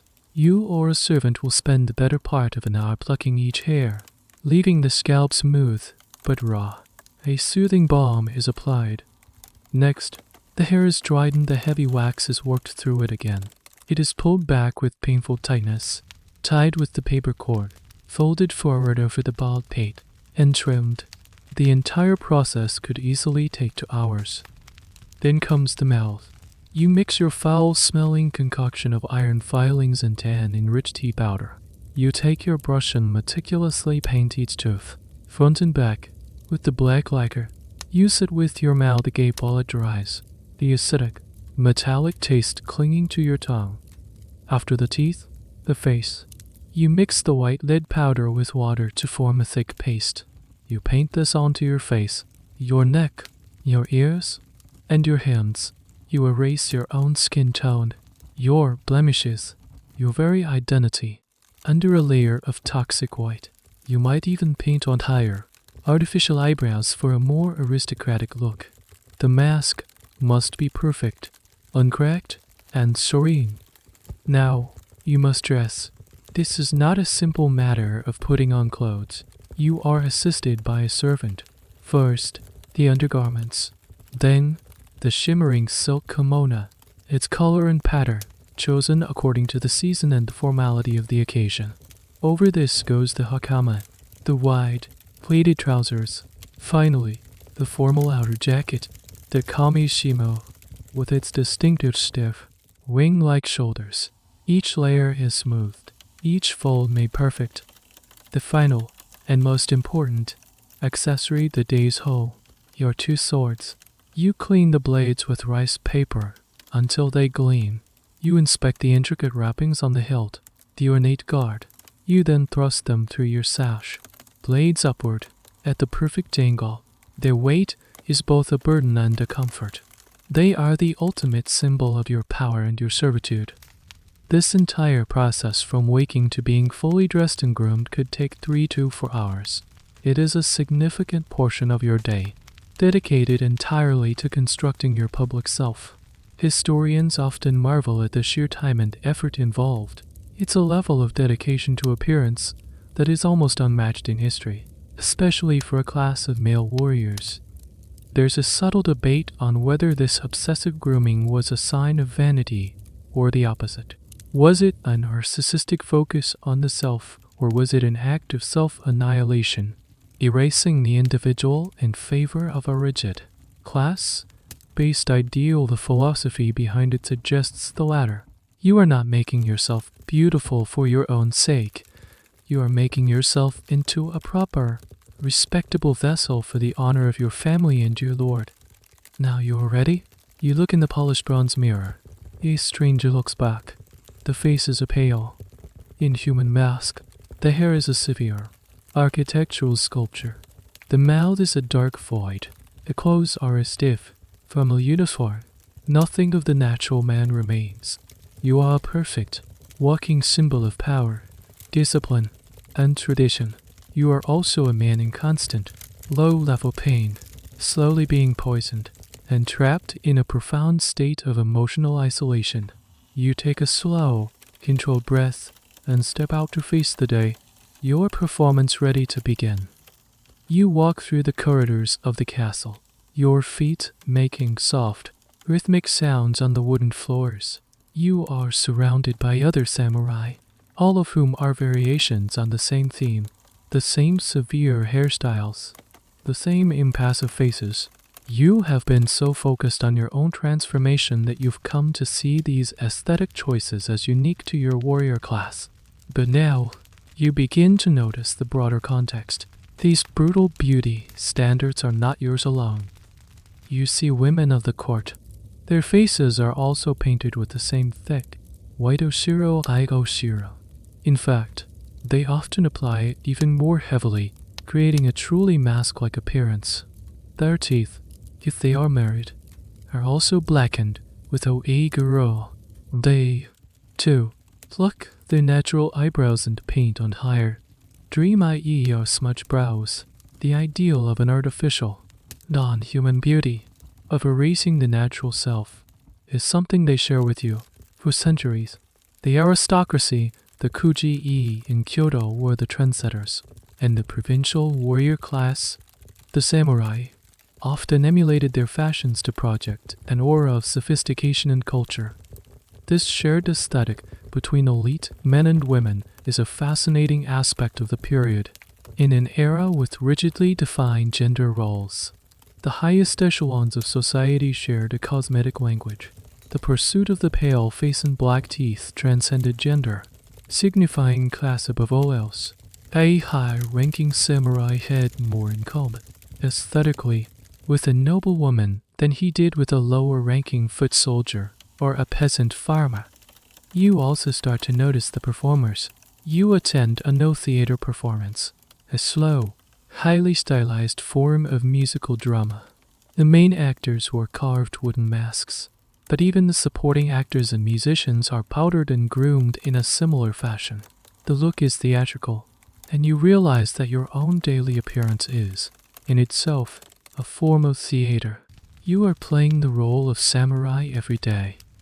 Then you see the popular courtesans of the pleasure quarters, or even geishas, who are artists and entertainers. They too have adopted and adapted these styles. Their white makeup is flawless. Their hairstyles elaborate. For them, it is a professional necessity, a way of creating a fantasy of perfect, unattainable beauty. The fact that the same aesthetic can be found on a fearsome warrior, a noble lady, and a celebrated courtesan speaks to its power and pervasiveness in your culture. Historians are still debating the flow of these trends. Did the samurai copy the court? Did the courtesans imitate the noble women? Or were they all drawing from a shared cultural pool of what was considered beautiful? The answer is likely a complex mix of all three. Fashion, then as now, was a conversation, with different groups influencing each other. One of the more curious and lesser-known examples of this crossover is the hairstyle of young boys. Before their Genpuku ceremony, boys of samurai families often wore their hair long, sometimes in elaborate styles with shaved patches that were different from the adult Chonmage. These styles could be quite flamboyant and were often just as much a subject of fashion as the adult hairstyles. The focus on hair as a key signifier of age, gender, and status began from a very young age. Your perspective begins to shift. You once saw your painful grooming rituals as a unique burden of your class, a trial for warriors. Now you see that you are part of a much larger web of aesthetic ideals. The pain, the poison, the suppression of self, these are not just the price of being a samurai. They are the price of being elite in this time and place. Your identity is still brutal, still painful, but it is not unique. This realization doesn't lessen your own burden, but it contextualizes it. It makes you feel, strangely, both less special and less alone. You are one of many, from different walks of life, all striving to fit into a rigid, demanding, and oft uncruel definition of beauty. The noblewoman worrying about her cracking makeup, the actor adjusting his wig, the warrior enduring the tweezers, you are all bound by the same invisible threads of culture. The cruel beauty is not just your story. It is the story of your era, written on the faces, teeth, and hair of its most powerful and visible people. For centuries, your world has been a closed system, an island nation, deliberately isolated from the outside world by the ruling shogunate. Your fashions, your ideals of beauty, your very way of life, they have all developed in this insulated environment. The painful top knot, the black teeth, the lead-white face, these are the unquestioned norms. They are simply the way things are. Then, the ships arrive. They are not the familiar coastal vessels you have seen your whole life. They are massive, black-hulled steamships, moving against the wind without sails, belching smoke into the sky like angry dragons. They are foreign, barbarian ships from a place called America. They arrive with a demand: open your country to trade, or face the consequences. This event, the arrival of Commodore Perry's black ships in 1853, is a cataclysm. It sends a shockwave through every level of your society. It is a technological shock, a military shock, and most profoundly, a cultural shock. Suddenly, your closed world is cracked wide open, and a new, powerful influence begins to seep in. You see the foreigners for the first time. They are tall, with hair of bizarre colors like yellow and red. Their faces are ruddy and weathered, and they do not hide them under powder. They smile, and their teeth are a startling, shocking white. They do not have top knots. Their hair is cut short, in what seems to you a completely artless and uncivilized manner. At first, their appearance is a source of ridicule and disgust. They look like barbarians, like animals. Their lack of grooming is seen as proof of their inferior culture. But you cannot deny their power, their ships, their cannons, their rifles. They are undeniably superior to your own military technology. And with that power comes a strange, unsettling allure. A fierce debate trips through the ruling class. Do we resist the foreigners and risk annihilation, or do we open the country and learn from them, so that we may one day stand as equals? It is a battle for the soul of the nation. This clash of cultures plays out in the streets. New technologies and ideas begin to trickle in. Photography is one of them. For the first time, you see a true, accurate image of yourself, not a reflection in a polished bronze mirror. In the stark, unforgiving detail of a photograph, your traditional appearance suddenly looks different, theatrical, extreme. The white face looks ghostly and strange. The black teeth look like a gaping hole. The Westerners bring their own ideas of beauty and masculinity.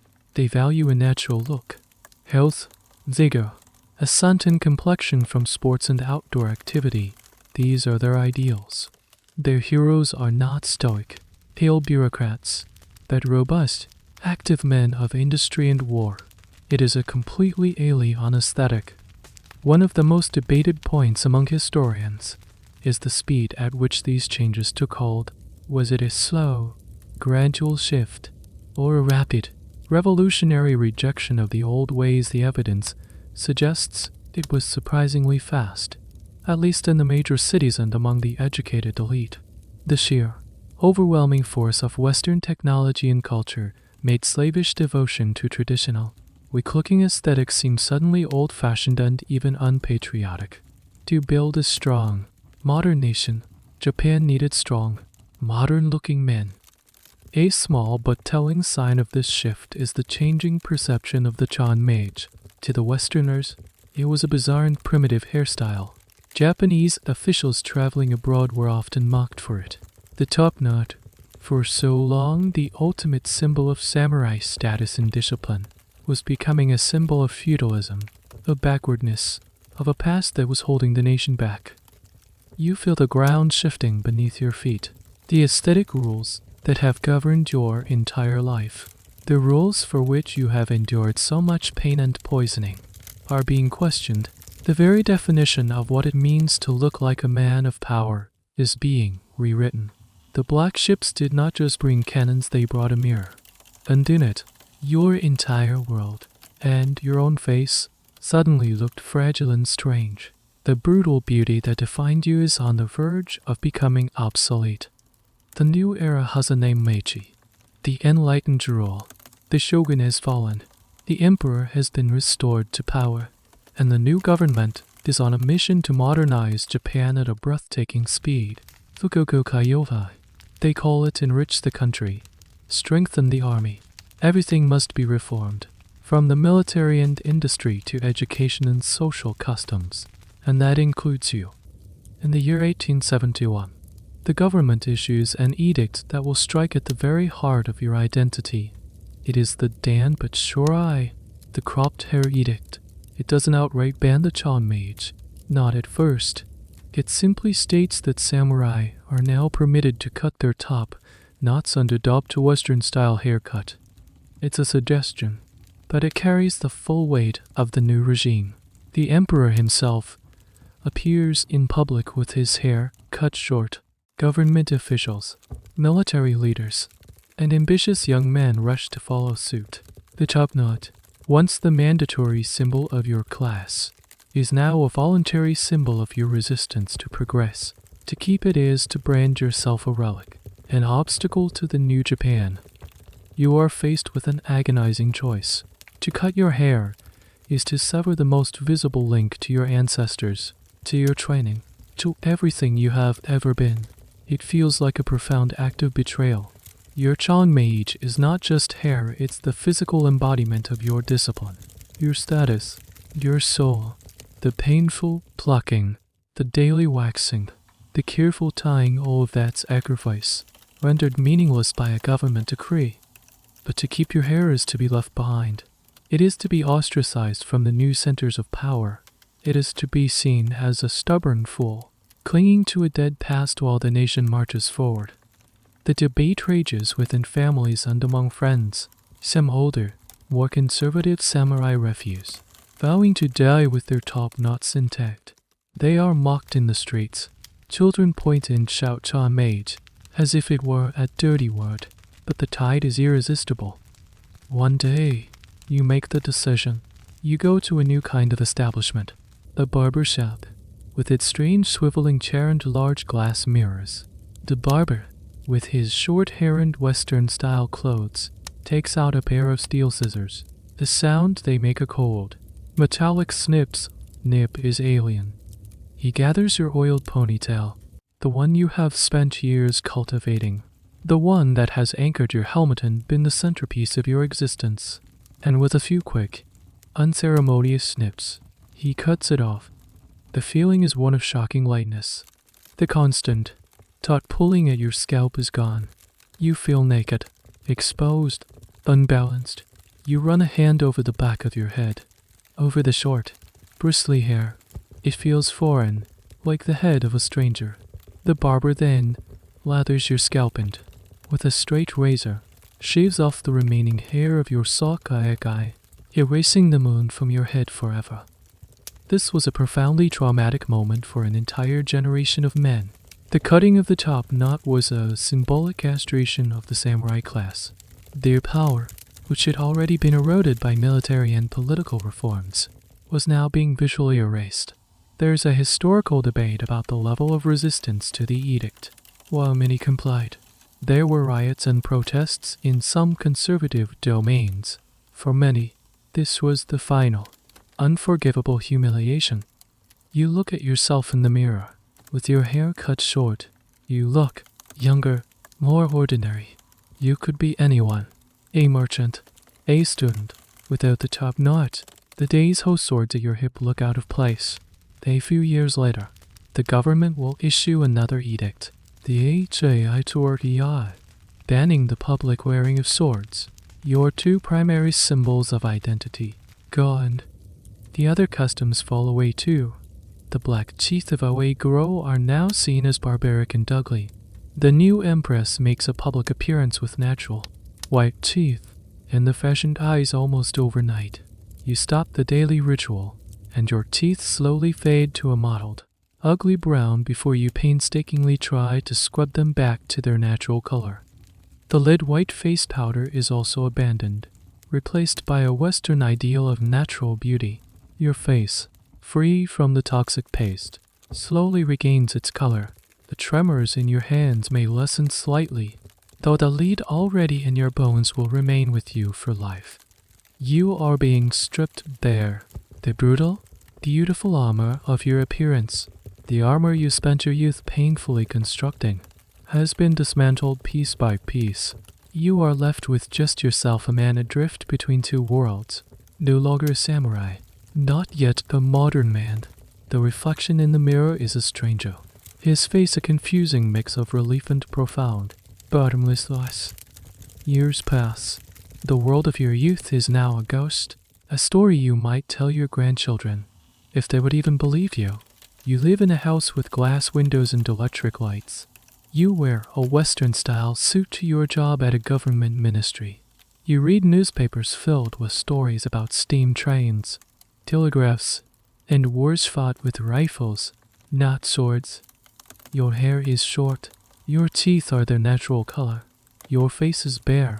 The daily rituals of pain and poison are a distant memory. Like a strange dream, the Takamekuru capilla was stored away in an attic, a curious relic of a forgotten age. The tweezers lie at the bottom of a dusty box. The bronze mirror has been replaced by a clear glass one. Sometimes, you catch your reflection and you are still surprised by the man you see. He looks so simple, so unadorned. The intricate, fearsome work of art you once were has been erased, replaced by this ordinary face. You look at the young man on the street. They are full of ambition and new ideas. They talk of democracy and industry. They have no concept of the world you came from. To them, the top knot and the blackened teeth are just pictures in a history book, symbols of a primitive, feudal past that their modern Japan has thankfully overcome. They cannot fathom the discipline, the pain, the philosophy that was bound up in those strange customs. The brutal beauty of the samurai is dead. Its death was swift and total. What was once the absolute pinnacle of refinement became a symbol of national shame in the space of a single generation. It is a stark reminder of how fragile and arbitrary beauty standards can be. An entire aesthetic system, built over centuries, was dismantled by the arrival of foreign ships and the inexorable march of modernity. Historians today look back on this period with a mixture of fascination and horror. They debate the exact meaning and function of each practice. Was the top knot truly for the helmet? Was the tooth blackening a genuine dental preservative? How aware were people of the dangers of lead? Make up these questions keep the academic world buzzing, trying to piece together the logic of a world so different from our own. One of the great lingering questions is about the psychological impact. What was it like to live a life so dedicated to suppressing the self in favor of a painful, artificial ideal? What was the true cost of that impassive face? Not just on the individual, but on the society as a whole. We can only speculate, looking for clues in the art, literature, and historical records they left behind. You sometimes trace the top of your head, where the sakayaka used to be. The skin there is still different, smoother, a permanent reminder of the thousands of hairs you plucked from their roots. You sometimes run your tongue over your teeth, and for a fleeting moment, you can almost recall the foul, metallic taste of the blackening dye. You look at your hands.